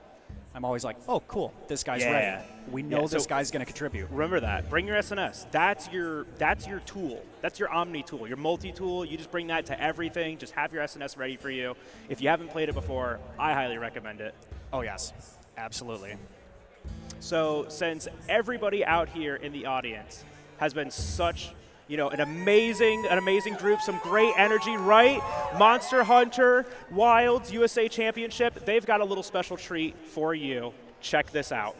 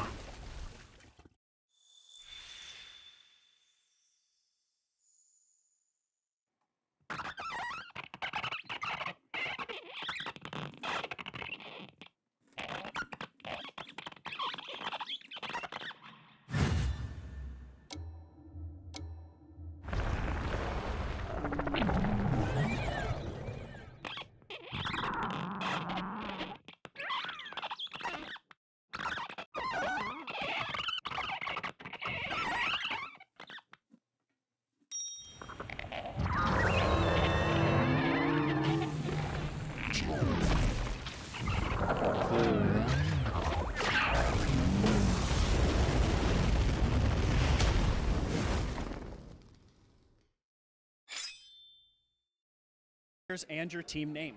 We're Bromeigos, and I'm Funk. I'm Baldo. That's a great name. Thank you. By the way. How'd you feel your attempt went today? A lot of ups and downs, but we did all right. I mean, could have done better, but we did all right. We're happy with what we played so far, and we'll be all right. We made a lot of mistakes, but that was a lot of the practice was trying to mitigate the mistakes. And we made a lot of them, but we still ended up doing fairly well. Yeah, the one and done kind of take in this kind of a tournament setting, right? You've got to know how to come back from those mistakes. That's the real important way to stay fast and consistent in Monster Hunter. All right, welcome back, everybody. Wasn't that a nice little treat, seeing a little bit of the sound design behind the game? It's very interesting. It's one of my favorite things to see. The vacuum, the glove. It's so strange. Rubbing the mic on the plastic wrap. It's it's awesome. so strange. But that's all the work that goes into an incredible game like Monster Hunter Wilds and, quite frankly, all Monster Hunter games. All Monster Hunter games, of course. And even in Wilds, a lot of people were like, oh, it's one of the smaller rosters. We've got 30 monsters where they're doing unique sounds just like that for all of them. And it's one of my favorite parts. Ray Dow is my favorite monster here in Monster Hunter Wilds. And his sound design is incredible. We love Ray Dow here. Big Ray Dow enjoyers, of course. So. Big Ray Dow enjoyers. So we're about to jump into our next hunt for today, Bromeigos. That's right. They're going to be taking on the Rathalos next. So, I'm curious to see, right, what, other strategies we do kind of develop, right? Do we see that, that hunting horn, insect glaive? Do we see what I think is probably one of the more offensive things, double hunting horn? So we're jumped right into the hunt. Jumping in right what do we now. see? You see a long sword? I'm seeing heavy bowgun. Oh, no, heavy bowgun and long sword, yeah. Heavy bowgun. Yep. And immediately with the mount here, Very nice start. This allows you to kind of control the fight. The first mount is extremely easy to get, of course, like we talked about. You have that build up over time. So sometimes grabbing this first and just taking control of the fight as soon as you can is very important. It looks like he's already opened up the wound on the back and he's going for the one on the head. This just gives them more options to lock up the monster. He's dropping the wound on the back, so they have the wound on the head that they can use to freeze up Rathalos later on. Yeah, nice now, new opening for Longsword. And let's talk about one of the tools that Longsword has, the evasion mantle, right? Exactly. This is a very oppressive and offensive tool that we have in one of these kits in our Arena Quest. Exactly, and it allows you to dodge through attacks in order to gain an attack buff for yourself. So by perfectly rolling through Rathalos trying to hit you, you become stronger, which is just an incredible tool. And one of the greatest things is it works with one of Longsword's strongest moves. It's foresight/counter. So you can counter while attacking through it and still deal even more damage after the fact. A great setup there, right? Longsword taking the focus strike that activates an animation, right? We're talking in speedrunner terms now, right? We're going to use that focus strike to lock the monster into a specific animation to create an opening for both weapons, activating that Gatling gun to take advantage of that situation while also using the Longsword basic combo here, right? You get your red gauge, you start doing your slashes. Right before your red gauge ends, go for your Helm Breaker. Exactly, and that's one of the strongest things also about the focus strike we have from Longsword is that it levels up your gauge, so you can use that to combo in quickly. Second card. Oh, we got a second card. And that was from the exact same kind of attack. Same. He gets up in the air, Yep, delayed fire drag. But yeah, let's hear it for these guys. Rally for Bromeigos. Let's go, boys. Bromeigos. We can see them still push for a competitive time in this setting. There's still plenty of time left. Still Plenty of time left. We have trophies for the top 3, so just because you're out of contention for maybe first doesn't mean you're out of this trophy ceremony. No, and any given moment. They are still in this quest. Now we see another heavy bowgun, right? So we want to really see that optimal heavy bowgun play. Let's stay on the head. Let's activate our Gatling. Even though our weapons or our ammos aren't going to be as effective, we still need to use them to their full potential. Exactly. It's a great weapon, and even though it might not be the most optimal matchup, we're able to get a lot of damage out of this guy if you just play it correctly. Like you said, focusing those specific weak zones, ramping up the Gatling gun with the Wyvern Ignition to make sure that you're getting that maximum damage that you can get there to keep your DPS up. Now, one thing I'll note here about the heavy bowgun is you can see how close he is to the monster, and he doesn't have the second circle inside his reticle, which means he is not in his critical range, so his ammo is going to be doing less damage as he takes another massive hit there. Very low health. Critically low health, just trying to save it. Gets off the max potion. Very we nice. are good. You get one of those in each of these sets, right? So you have one little emergency right behind you in case you take a big hit, or even to give yourself that health bonus at the very beginning of the hunt. We've seen a lot of teams utilize that immediately to jump their health to full, because in these arena quests, your meal effects don't last. A super nice dunk there as the Longsword rebuilds its gauge. And that's a really cool thing about Longsword, is that they can take the focus strikes here to build up another level of spirit gauge for each wound that breaks. Exactly. So if you pop 2 wounds and you're in white gauge, you're immediately to red. And one of the other cool things is when your Longsword gauge is filling up, after you pop that first one, you can immediately go into your final level of your Spirit Slash and into your Spirit Round Slash. So even if you only pop 1 wound, you can still get 2 levels much quicker than you would be able to otherwise.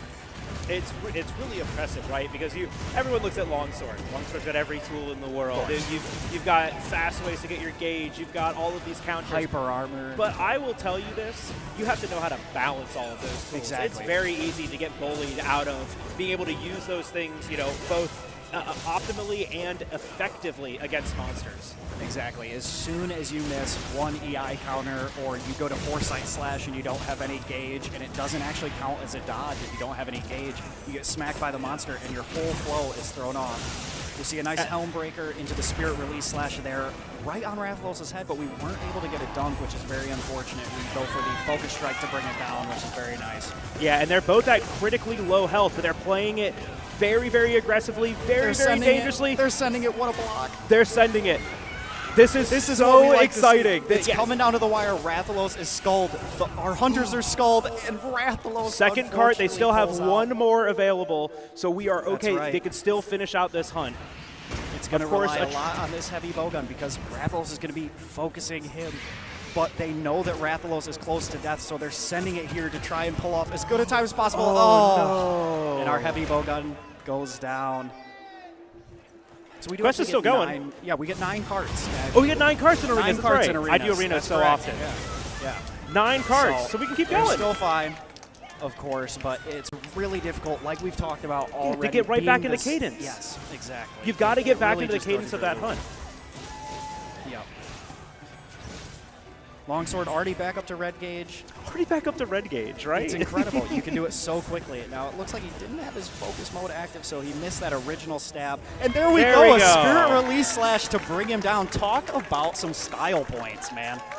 See, and that's what we're talking about too, right? Even with 3 whole carts in there, 5 minutes, 55 seconds, that's still with the group, right? Yeah, we're exactly. still seeing They're times that are definitely coming not out out of it. very, very close together. Yeah, all of our times are very competitive, and what a stylish finisher. That was a Right. ton of fun to watch. That's something that I would clip and watch 100 times in a row on my PS5. And Right, that's take just notes. a fun way to end it, of course, yeah. Take notes. YouTube Shorts, TikTok, just start throwing them up on there. That's right. I mean, that's gonna get some views right there. That could go viral. I mean, we love to see good longsword. We know good longsword play is just incredible to watch. And when you see a finisher like that, you just understand why it's the most Feels so popular good. weapon in the Oh, yeah. series right now. Well, that's like the nice thing, right? It's like, who doesn't love a really big, flashy anime sword? You know, you get to go in there, you get to do all of your slashes, and on top of that, it looks cool and it does a ton of damage. Okay, yeah. I'm Exactly. sold. I'm I mean, sold. It's hard to make a case against it. So let's go ahead and head over to our interview with Bromeigos. All right, Bromeigos, take us through that one. Oh, pain. But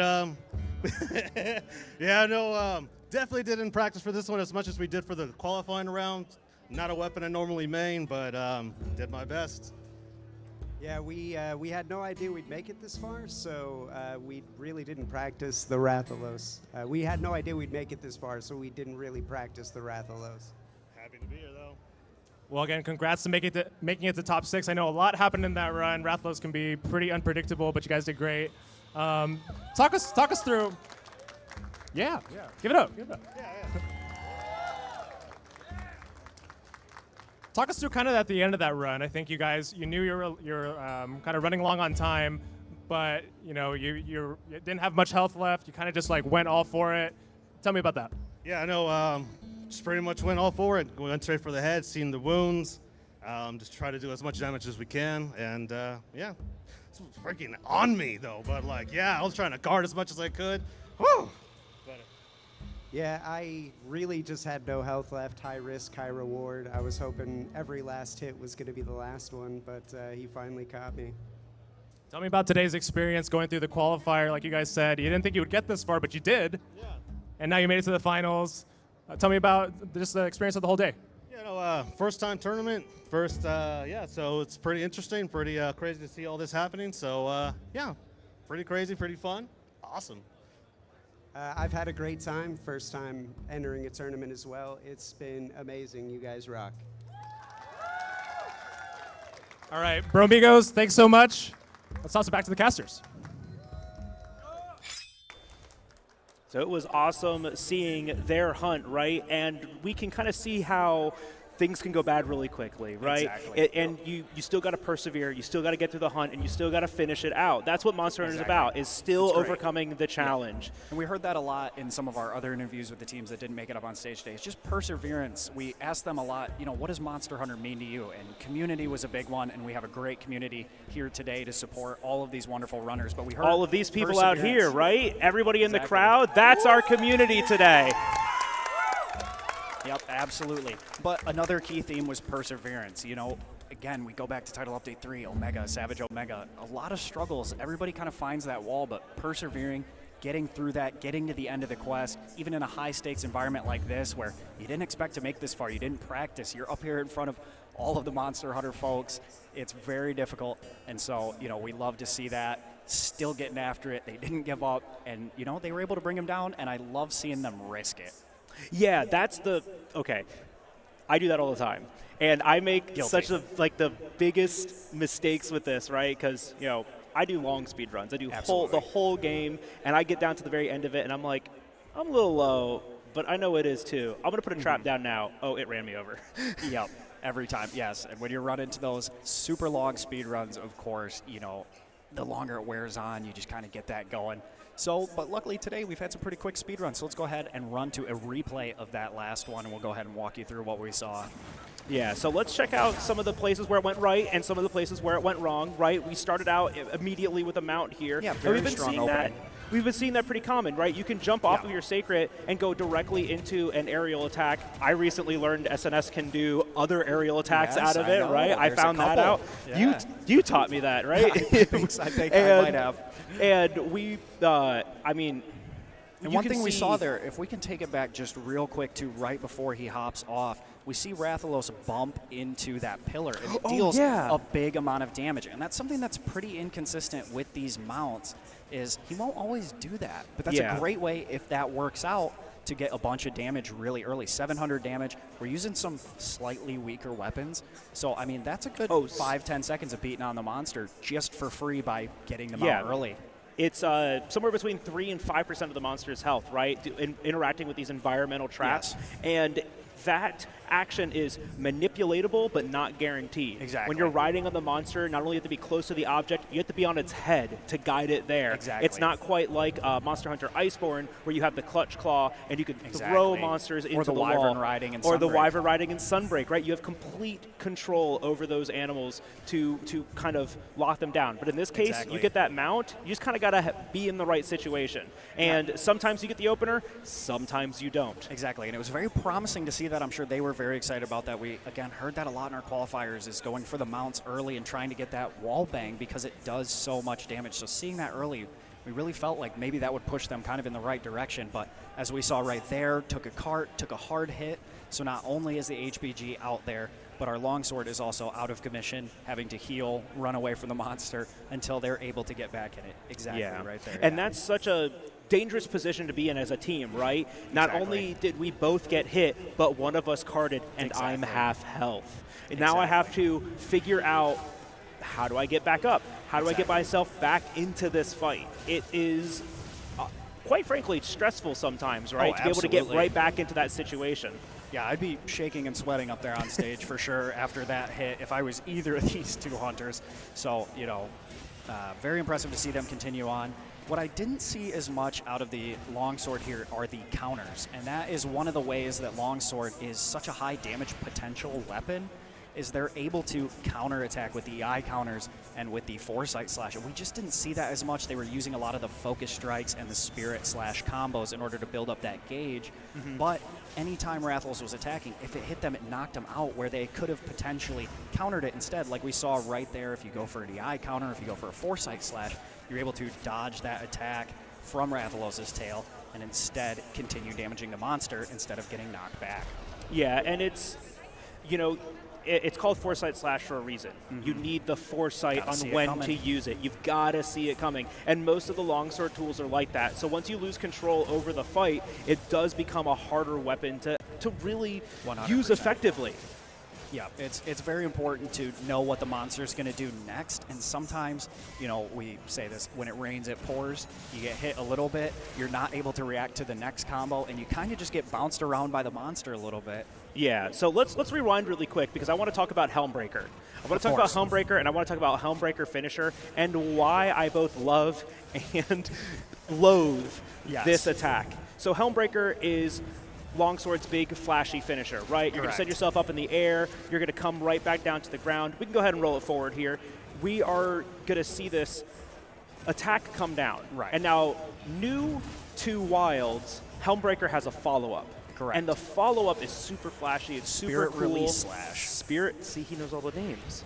Spirit Release Slash is such a cool attack. We go up, right here. We come down, Spirit Release.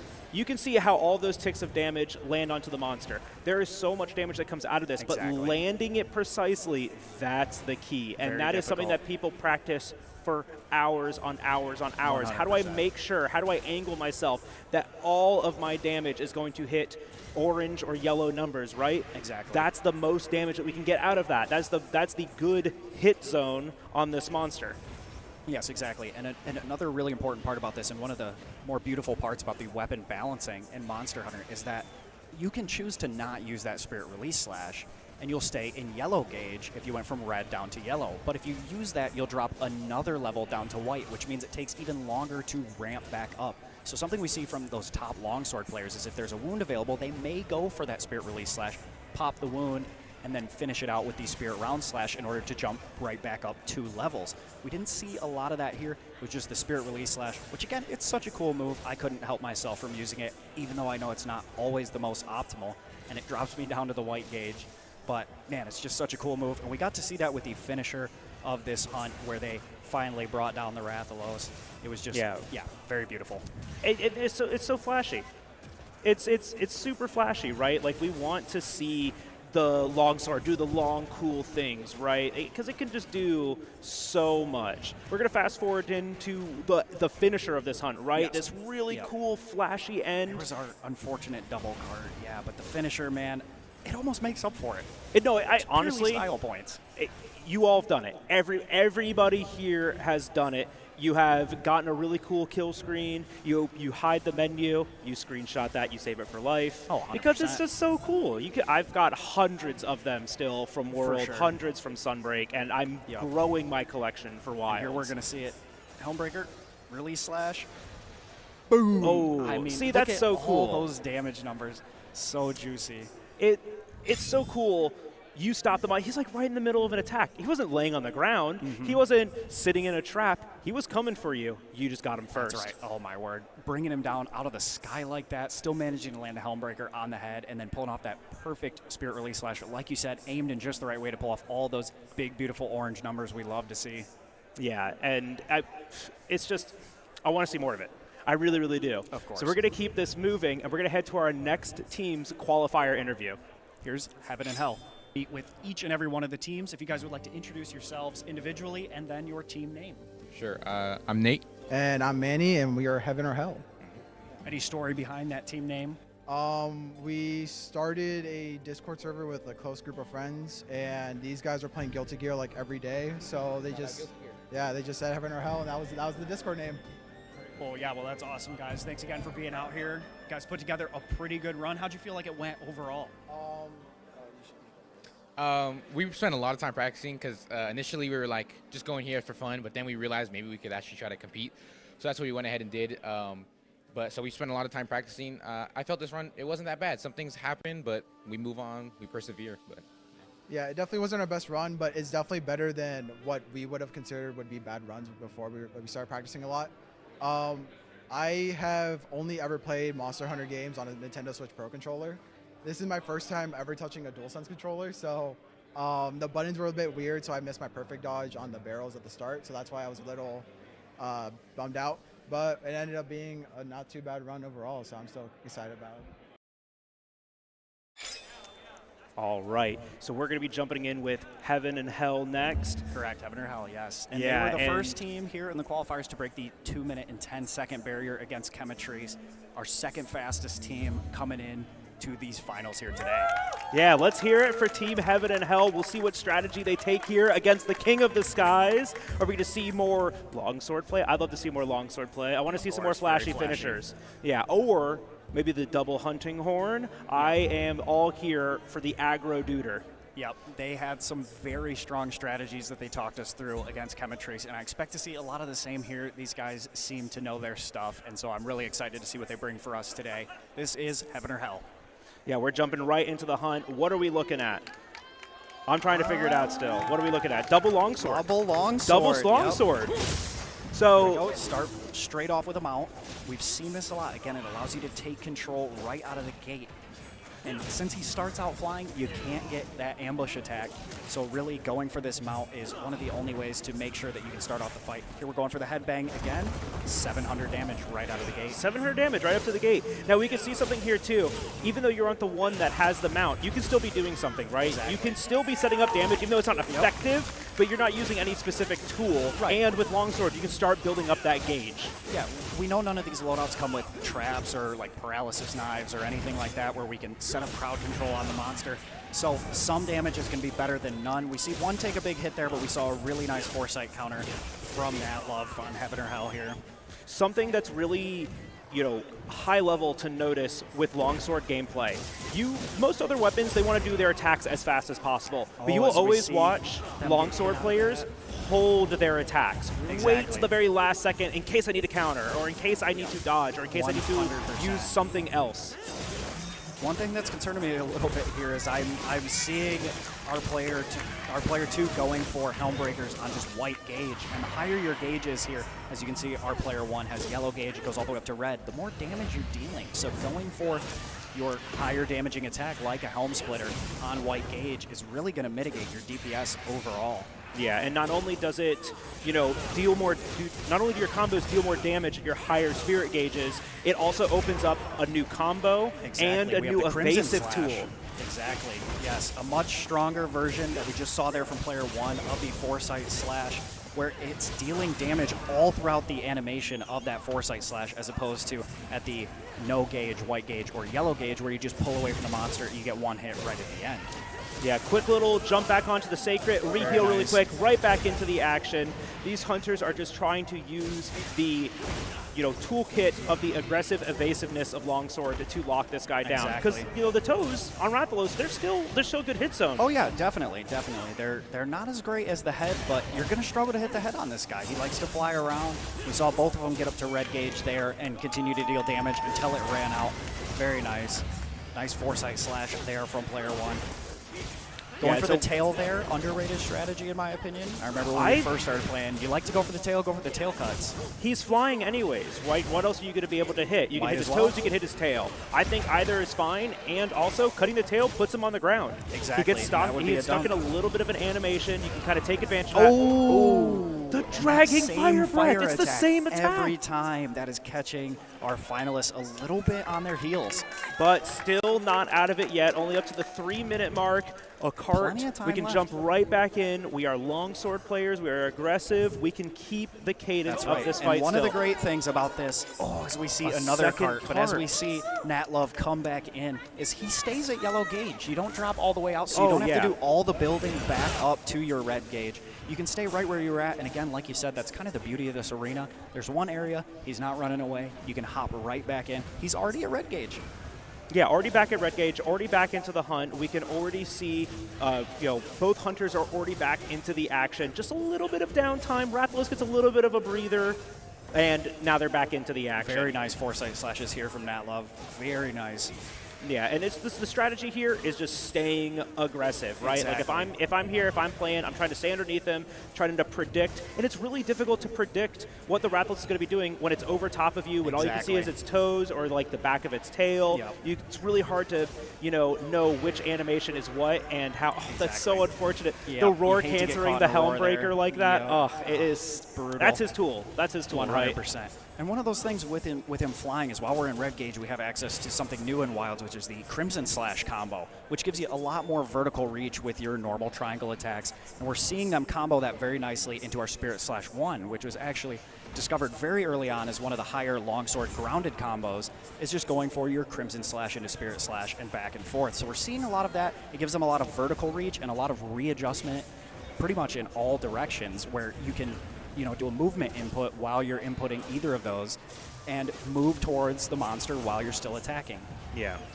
Trying to play it safe here. Call our trusty Sacred. Use the Pure Wasp that's hanging out right there, right? Gets rid of your Fire Blight if you had it. Yep. Gives you a little bit of a heal over time, stay in the mist. And Rathalos is keeping them right here in this spot. So that's a great tool for both of them. Yeah, very nice, because you can just stand in it. And like you said, just kind of regen that health. You don't have to worry too much about fireballs, and poison even can be evaded with these guys, as we see them both into red gauge here. Rathalos is skulled. We're cutting it close here. We're just hitting over the 5-minute mark. And so I think we're going to see some sending here. This leg wound should be a huge help. Oh, great topple here. Just staying aggressive against this monster. Going for the Helmbreaker. We just see a cool double finish. Oh, so close. That would have been so sick if they had got it right there. The double Helmbreaker into the follow-up finisher like that would have been so cool, but they have the opportunity to still pull this through. Rathalos is on his last legs with that skull icon appearing. We know it's under. There it is. And down goes Rathalos. But again, Longsword bringing the style points, man. it's all about style, right? Like if you're hunting and not looking good doing it at the same time, are you really doing anything? Exactly. I mean, that's kind of a core part of Monster Hunter is really look good, hunt good. Look good, hunt good. That's the fashion hunting is the true end game. 100%. But yeah, I mean, that was beautiful synchronization. Man, we were rooting so hard for I was so Rathalos ready to for go it. down with that double spirit release slash. Man, It would have cinematic been or what? Oh, it would have been so cinematic. And that's why we say we like this weapon, right? That's why I wanted to see course. double. I want to see these kinds of plays, right? And I mean, this weapon can stay aggressive. This weapon can stay evasive. If you're using your tools right, you can stay really oppressive 100. against the monster. And Rathalos, I always say this, the more aggressive a monster is, the better longsword performs as long as you're performing at your best, right? You've got to stay on top of everything you're doing. You got to use your tools the right way because longsword has every tool to do it. Exactly, yes. Plenty of counters, plenty of options, plenty of mobility. I mean, it's really just a limitless resource. Now, we don't have quite the aerial capabilities. Unfortunately, the Helm Splitter doesn't count as an aerial attack, so we're not able to bring it down out of the air as much with mountains or anything like that. But let's go ahead and meet up with Team Heaven or Hell and Joe. All right, I'm here with Team Heaven or Hell. Guys, I know that run didn't go exactly as planned, but you had a lot of hype there. Tell me about it.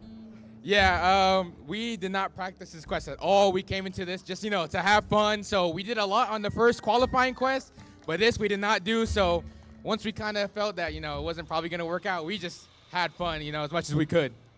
Yeah, we kind of just practiced the qualifier. Yeah, no, we call him Quagsire. But we practiced that quest a lot, and I'm a dual blades main, so that quest came easy to me. I was telling one of the staff, I have like 200 hours on wilds and single-digit numbers on longsword. So I was just having fun. The second that this guy fainted, I kind of just decided to throw the win out the window and just wanted to have some fun. Awesome, awesome. Well, talking about just having fun, tell me about the experience of today. So you guys trained for the qualifier, and did you do better than you thought you were going to do in that qualifier? And how's it been just overall being here? Yeah, there were some mishaps in the beginning, like when we were actually qualifying and stuff like that. But we ended up having, a good time in that. The people here have been great. Everyone we've met, it's been so much fun. And yeah, let's just give another round of applause for all the finalists. So. No, yeah. When he says we had mishaps, I messed up during the qualifier. I missed my perfect dodge at the start, so I thought we just lost the whole thing. But when we sat down and looked at the scoreboard, we kind of just got second place and stayed in second place, so that was kind of lit. But yeah, it was just an overall great experience. First tournament ever of any kind of video game, so it's just been amazing. Like Nate said, the crowd has been amazing. Everyone that I played with, everyone that I talked to, you guys are amazing. Genuinely, everyone did so well today. All right, Team Heaven or Hell, guys, thanks so much for being here. Let's toss it back to Lord Vietner and Bagel.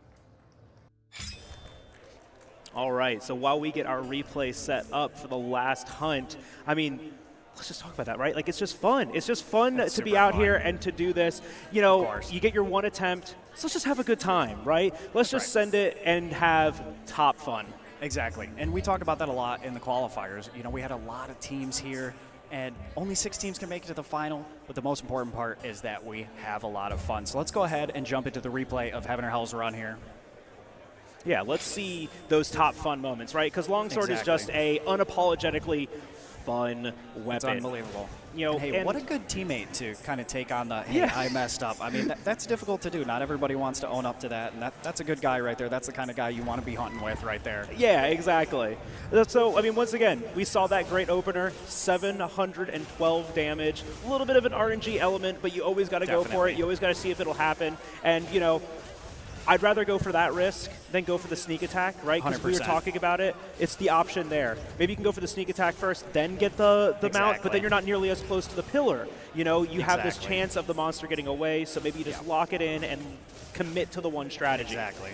And it's difficult. You're always at the mercy of RNG here at the Monster Hunter games, but we can see here this is kind of where things started to become a little worrisome for me personally looking at this, is seeing one of the longswords losing white gauge there to a Helm Splitter, not being able to get up to red gauge. They missed their Spirit Round Slash. We got the other longsword, got up to red gauge, and had to go away and heal, losing that damage opening. And that's just, it's one of those things that's very tough to deal with, especially early in the early in the hunt, you want to build that fun, strong rhythm. And so when things kind of don't go to plan like that immediately, it's very hard to kind of pivot and make sure that you're able to react very quickly to what's going on in front of you. Yeah, for sure. And I mean, like, that's really what it is, right? Like, when you're going fast, you're still having fun, and when you mess up, you're still having fun, right? It's Monster Hunter at the end of the day. It's great. We love playing this game. You know, and we were talking about it earlier, right? Like, you know, you've got to tickle the teeth, the feet. Oh my goodness. You've got to tickle the feet on the monster when he's flying through the air like this, right? You know, because the longsword doesn't have any of the tools to take him out of the air. You've got to work with what you're getting, so you've got to be evasive, you've got to use your dodges, you've got to build up your gauge again to get back into that fight. And so we saw a lot of it here. Let's aim for the legs, let's aim for the claws, let's go for the tail while he's stuck in the air, and then when he lands back down, we're going to pivot back to the head. And they did a really good job with doing that, right? Yep. And what we saw there was them being right under it forced Rathalos into that fireball. And if you're right under him, it's just going to go clean over your head. But they did a foresight slash back into it as he did a double one, getting hit again. And it's all about spacing here. And again, just like you said, Longsword doesn't have those tools like we could get the KO or the paralysis or the mount with the insect glaive to help bring him out of the sky, or even the flash that we see in the Sword and Shield and Hunting Kit. So you are really at the mercy of how long is Rathalos going to be in the air for. Yeah, and you've got to just roll with the punches, right? Your longsword. And that's what this weapon excels at, is just rolling with the punches. You want the monster to stay aggressive. You want it to kind of, hit you so you can hit it back. You've got to be able to do that. I've always said that this weapon had a slow start in low rank, but once it's starting to get into high rank quests and the monsters start getting a lot more aggressive, and we are dealing with a high rank Rathalos today, it starts to shine. Exactly, and you're seeing a lot of that when Rathalos flying there right under him. You're getting these tail swipes, you're getting this firebomb, and again, the firebomb causing you just got to be ready for it, right? We've seen that a lot today. It's a very difficult attack to read. Is he going for me? Is he going for my teammate? And look, he's a little off-center, and it still catches him. I love his reaction to to getting carded, right? Like both of them. That's fantastic. I mean, that's why we're here, right? We're here to have fun. Sometimes the unexpected happens. You just roll with the punches, they're laughing and it you off, just send it. Yeah, they I love to that have energy. fun. I think they absolutely succeeded, being able to pull out second place time, the first time to go under 2 minutes and 10 seconds in the qualifier, and still come out here to a quest they hadn't practiced, try something new, some weapons that they said. How fun is that? Yeah, How fun is that? I mean, it's just great. When are you going to get an opportunity to do something like this again? You don't. Yeah, we really appreciate these guys coming out, putting themselves into fresh situations where they may be a little uncomfortable. They're up in front of all these watching eyes and still putting on a great show. We got to see some great synchronization later on. I mean, what a blast. Yeah, I mean, right, like we can probably fast forward. We're getting close to the end of this run. We can probably fast forward to that, the synchronized double Helmbreaker. I think it's coming up here soon, so we can just go normal speed here. But that is the fun part of Monster Hunter, right? Your synchronized moves. Oh yeah, we both did Perfect Wretch Finisher at the same time. We both did Helmbreaker at the same time. And the best part about it, they probably didn't even plan it. No, you just kind of do it. They pulled that off, and I tell you what, if I was in a call with them, I would have been like, oh, I'd have been freaking you'd just been out, going off. Because that is as fun as it gets, man. It's just pulling off a 6 synchronized attack with your buddy, because that's not something, with Monster Hunter stories, we see those double attacks where you synchronize, but that's not something that's innate in, the mainline games. It's not.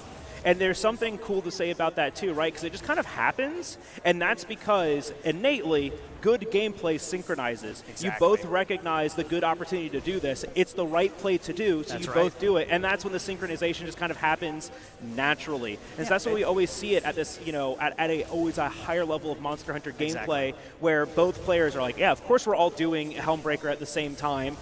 The monster just fell over. Here it is. Slash has come out.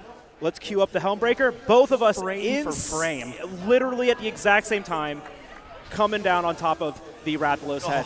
Awesome.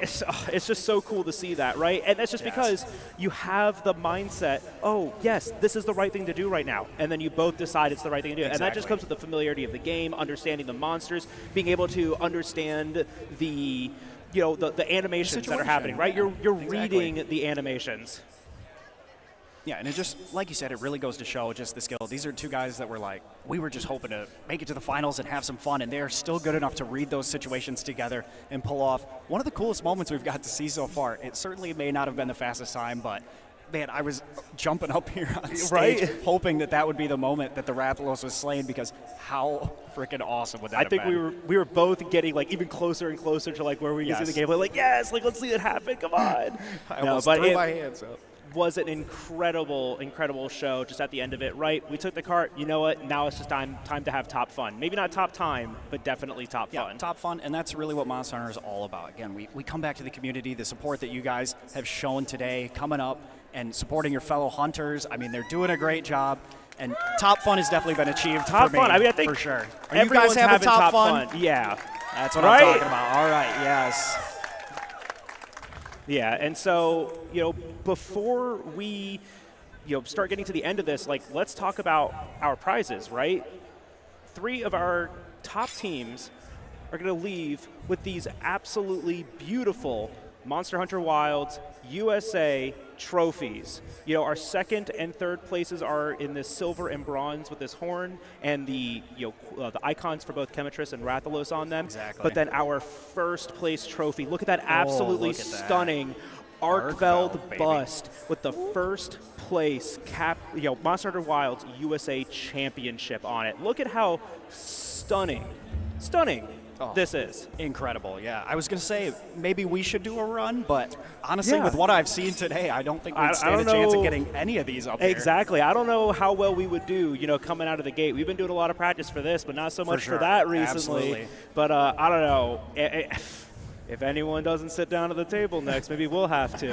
Right, exactly. I mean, these trophies are absolutely stunning, and of course, they will be well-deserved by the team that goes home with the fastest 3 times today. And both participants get one. There's That's 2 right. of each. There's one for each. Yeah, and of course. So we're going to go ahead and get on to our final team, the Hell Hunters. We're here with our first team to finish at qualifiers. So if you guys would go ahead and give us your names and your team name. I am player 1. My name is Skylar Barreto. My hunter's name is Kurai. Our team name is Hell Hunters. Call back to Monster Hunter 4. My name is Richard Adams. I was player 2. My hunter name is Pacifica. And as you said, we're part of Team Hell Hunters. So. Well, great. So how did you guys think your attempt went? We were really happy with our attempt. We got a pretty solid time for what we were practicing for. It was about 10 seconds off of our best ever, but still pretty damn good because, RNG. Yeah, RNG plays a factor. We're shooting to be at least in the 145 range. We're 1 second above, so that's pretty dang good for chemistry. We had some screw-ups, so we still pulled it back. Yeah. Well, good. That sounds great. So did you guys practice coming in? How did you feel your strategy paid off overall coming into this one? So it's so funny you say that because we've been practicing since the quest came out. We tried different weapons, different combinations, tried different tactics. Ultimately, we found one that worked very well, and it was consistency plays a big role when it comes to doing this type of thing, and we found what works best for us. Other people have their own strategies, but because we refined it so hard, that's how we were able to achieve our time. We were practicing all the way up until this morning. So far, we have seen some incredible hunting today. We are down to our last team competing. And funnily enough, they were our first team to go at the qualifier. So first one's in, last one's out. Very impressive. They came in, and in the heat of all the qualifiers, all the teams there, put together our best time against Chemitris. Yeah, 1 minute 49 seconds? Yeah, something, minute 46. I mean, it was almost 23 seconds faster than second place. So we are expecting big things out of Hell Hunters today. Yeah, we're building up the expectation, right? Of course. I'm really curious to see what the strategy they go for is, right? We've been talking about hunting horn and insect glaive. We have seen double longsword. We've seen a little bit of hunting horn and quite a heavy bowgun. Yeah, today. and the heavy We've bowgun. Seen 2 heavy bowguns already. A lot of the sword and shield. We definitely want to see what these players go for. We're jumping right into the hunt. Hunting horn and insect glaive. Hunting horn and insect glaive for our very last hunt of today's run. Let's hear it again for these 2 hunters, giving it their all against the King of the Skies. We see an early burst pod pickup here from our insect glaive player. They let Rathalos land. Great strategy. They can get off the ambush attack, which has an extremely high motion value, which allows them to deal a ton of damage early. Using the Rocksteady Mantle to, entirely ignore the roar, right? Exactly. Let yourself continue to deal damage through that animation, and the Hunting Horn was just ending an animation, so that was a really good synchronization. Yep. And Rathalos right now is directly over the Echo Bubbles as they bring him down. Super nice. Didn't even have to use his Rising Slash there on Insect Glaive. Nope. Focusing the head immediately, going for those super powerful circle combos into the strong Rising Slash combo. Yeah, and we're just seeing more of the strong descending slash, right? This is the grounded, charged up attack that you have to do before you can do your rising spiral slash. Yep. It has an offset built into it, but honestly, it's just one of your best options for being on the ground. And you're just going to use it oppressively. We're seeing as those much rock as you bursts can. come out. Now, something that you can do here that's really cool is you can build stun with those, and you can use them while your weapon is out by clicking the left stick in. We get another dunk. That was These guys such- are absolutely cooking. Such a well-timed flash, right? Right before the fireball comes out, right when the monster's lifting off the ground, flash him so he drops right back into place. That is just good timing, good strategy to really lock down the king of the skies. CC. Exactly. That crowd control is so vital for these shorter hunts to be able to keep him in one spot. Unfortunately, flinches a little bit further back there, but one thing I've noticed about this Insect Glaive player is Pacifica is I saw it right with him. Goodness. That offset, he was just lining himself over. You could see it in the weave of the game, just setting up that offset, putting down an Echo Bubble here where he's Incredible. flying. We're planning on dropping him right here, right? That's the thing that you have to have, just like we were talking about foresight with Hunting Horn, or with Longsword, you have to have it with Hunting Horn too. Exactly, yes. It's really important too.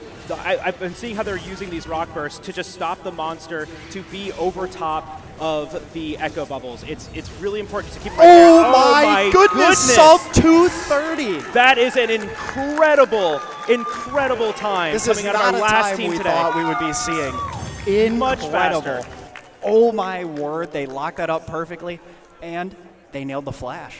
They nailed the might flash. have been the difference. That is, you think about it, it is such a big strategy, such a big time save that you can do just to just send a flash, stop the monster from moving, and lay it on the ground. Let's just jump directly into a replay so we can see some of the highlights of that hunt. Was incredible. We'll be getting the replay a little bit. Our booth is working on pulling that all up. Okay, and we are back on the replay. So, I mean, let's talk about the beginning, right? Let's go for the sneak attack. Both players going for the sneak attack.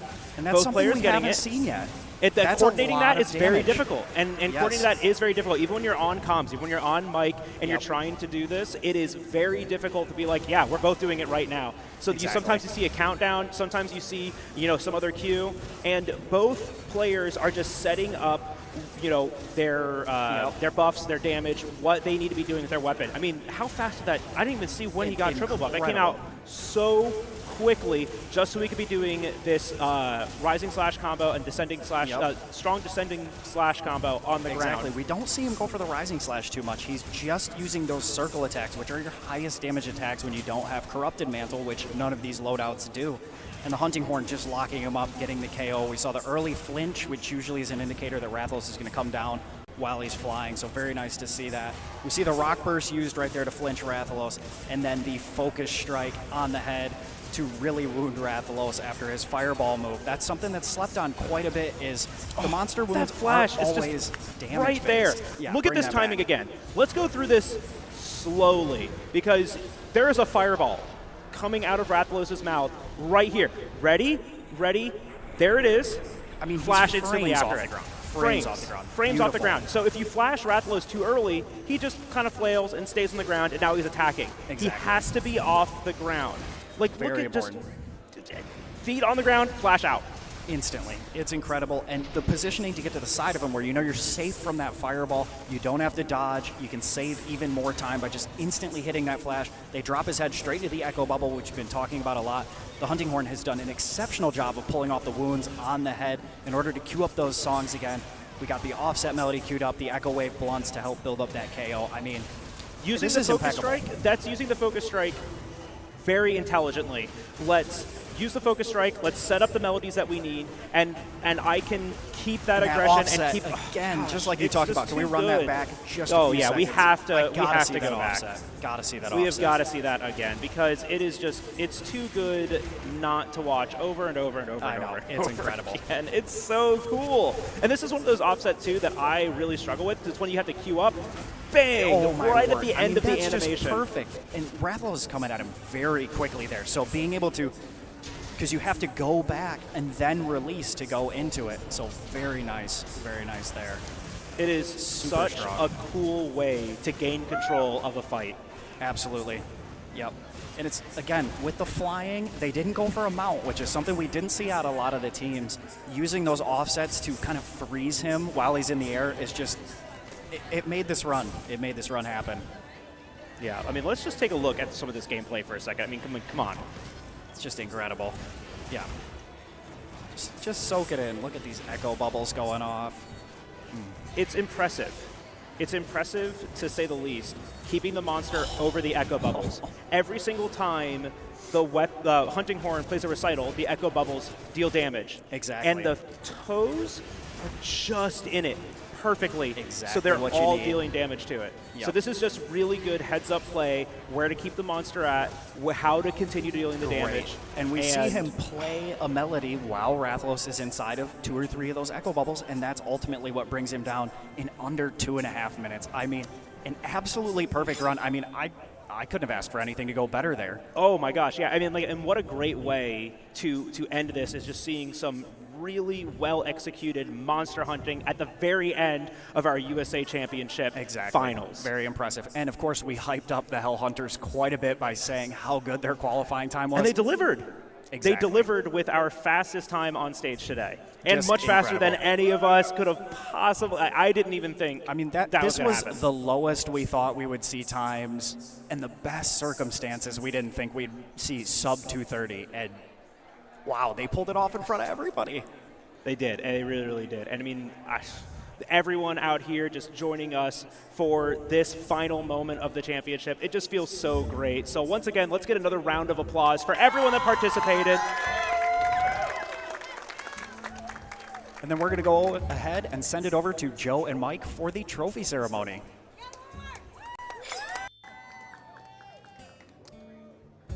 All right, that wraps it up. We're here with the trophy ceremony. Let's give it up for one more time for all the participants. All right, I'm here with Mike Lunn on the brand team for Monster Hunter. Mike, any comments for everybody? It was exciting. It was a roller coaster. We were kind of expecting a lot of stuff in the back, but our expectations are blown away what we saw. So congratulations for the top 3. But of course, everyone, thank you for joining in. We had a great time with you today. Thanks again for coming out. All right, so let's get the teams up here one by one for the trophy ceremony with 3rd place, Team Bruh.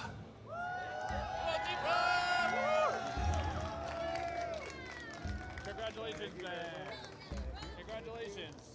Come over here. All right, let's give them one more round of applause, everybody. Okay, thank you.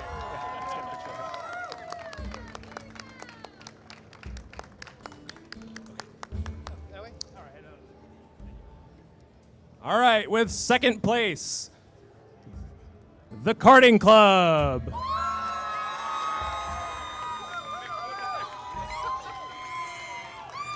Congrats, brother. Congratulations. Give it up for them. Woo.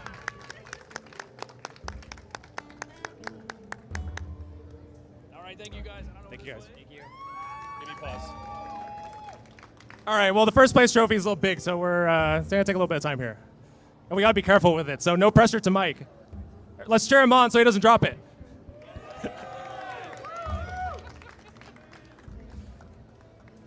All right, and our winners are champions of the Monster Hunter Wilds USA Championship, Hell Hunters.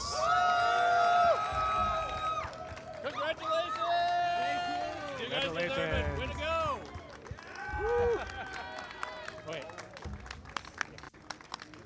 All right, I'll step up. Let's get a picture right there. All right, and let's break down that hunt. Let's just go over here for a quick interview, guys.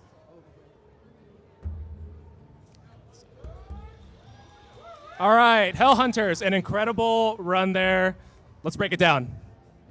Okay, so the first thing we discovered at some point was that there's rock bursts in the quest that you can pick up, and if the host of the quest shoots the ground, Rathalos will hear it and land. That gave us the sneak attack opportunity instead of having to mount it and wait. And then Insect Glaive had Flayer 5, and so my whole goal was keep consistent uptime on him and create wounds for the Hunting Horn to go crazy. So on top of that rock burst, we saw we were able to get a sneak attack.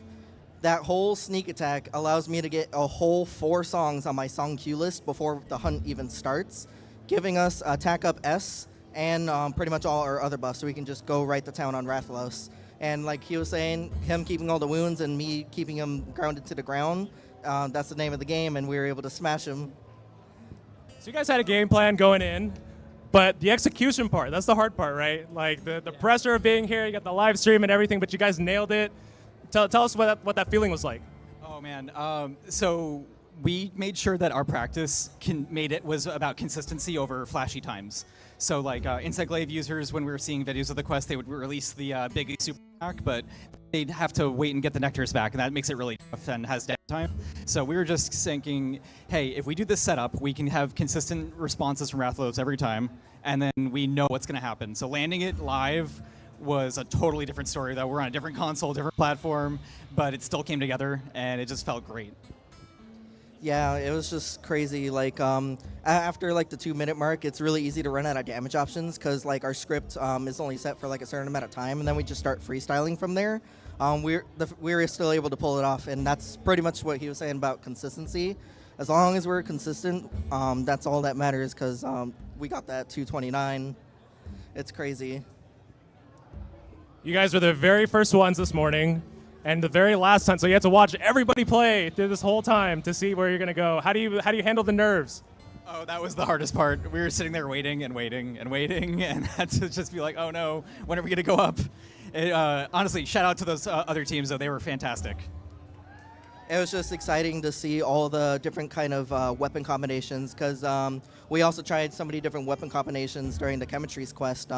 Originally, we had longsword and dual blades, but then we hit a wall, so we were like, all right, let's try dual blades and blue blades. So we practiced that. And then same thing with the Rathalos quest, just seeing everyone use all their different weapons. It was really fun to see, and it's just really hyped to see everyone land like all their perfect moments and hear the crowd cheer. It was a lot of fun. All right, well, guys, congratulations. You are the champions of the Monster Hunter Wilds USA Championship. You guys have been amazing, and you had an amazing run. Appreciate everything, and you guys get to take home this wonderful trophy. Thank you so much. All right, well, we hope you guys have a good rest of the show, and thanks so much again. Happy hunting. All right, before we wrap up, we're gonna let our winners off stage, and we're gonna bring the casters back up one more time. Thank you, sir. Thanks, guys.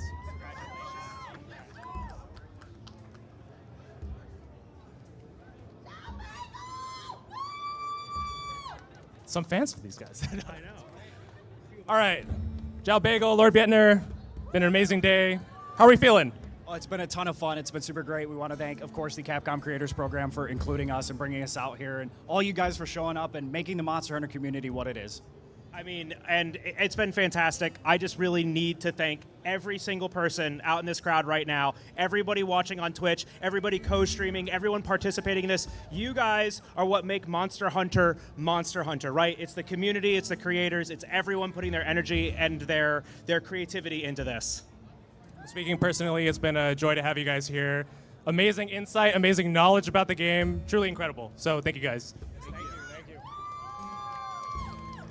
All right, so before we wrap up, just want to shout out a few things. So we actually have another tournament coming, right? We have the Monster Hunter Festa happening in Paris, France during Paris Games Week. That's from October 30th to November 1st. The finals will be streamed on November 1st. You can check out my buddy Jono, I think we all know.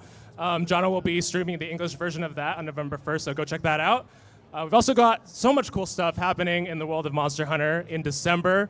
We got a little update, I think, free. Yeah, just a small one. Not that big. Just a little like oily dude. Maybe he's named Gogmazios.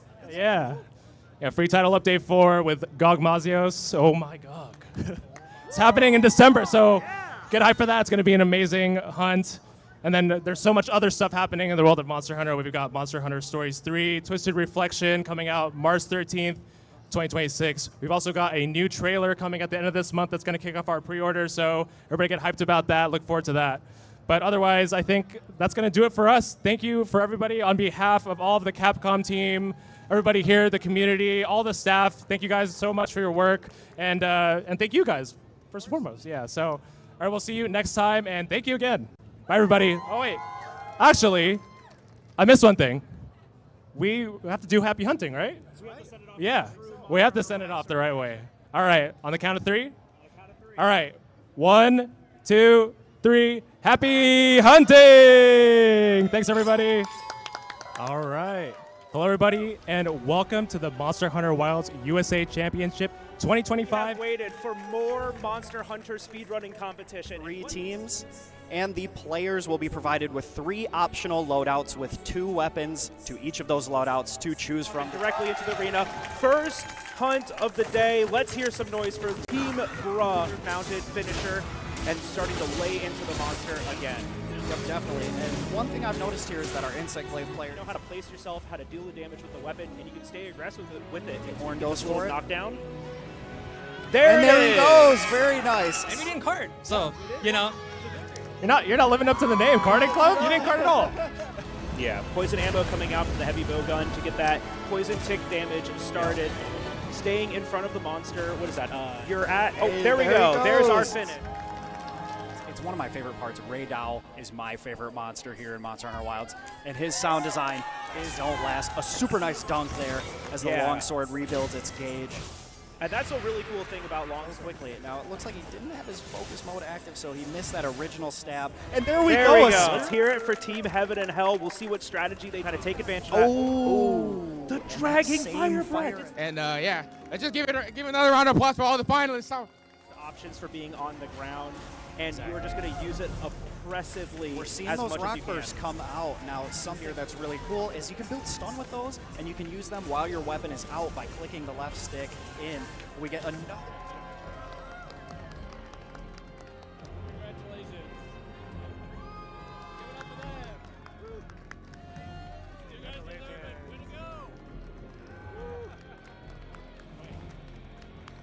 Hunter Wilds USA Championship. You guys have been amazing, and you had an amazing run. Appreciate everything, and you guys get to take home this wonderful trophy.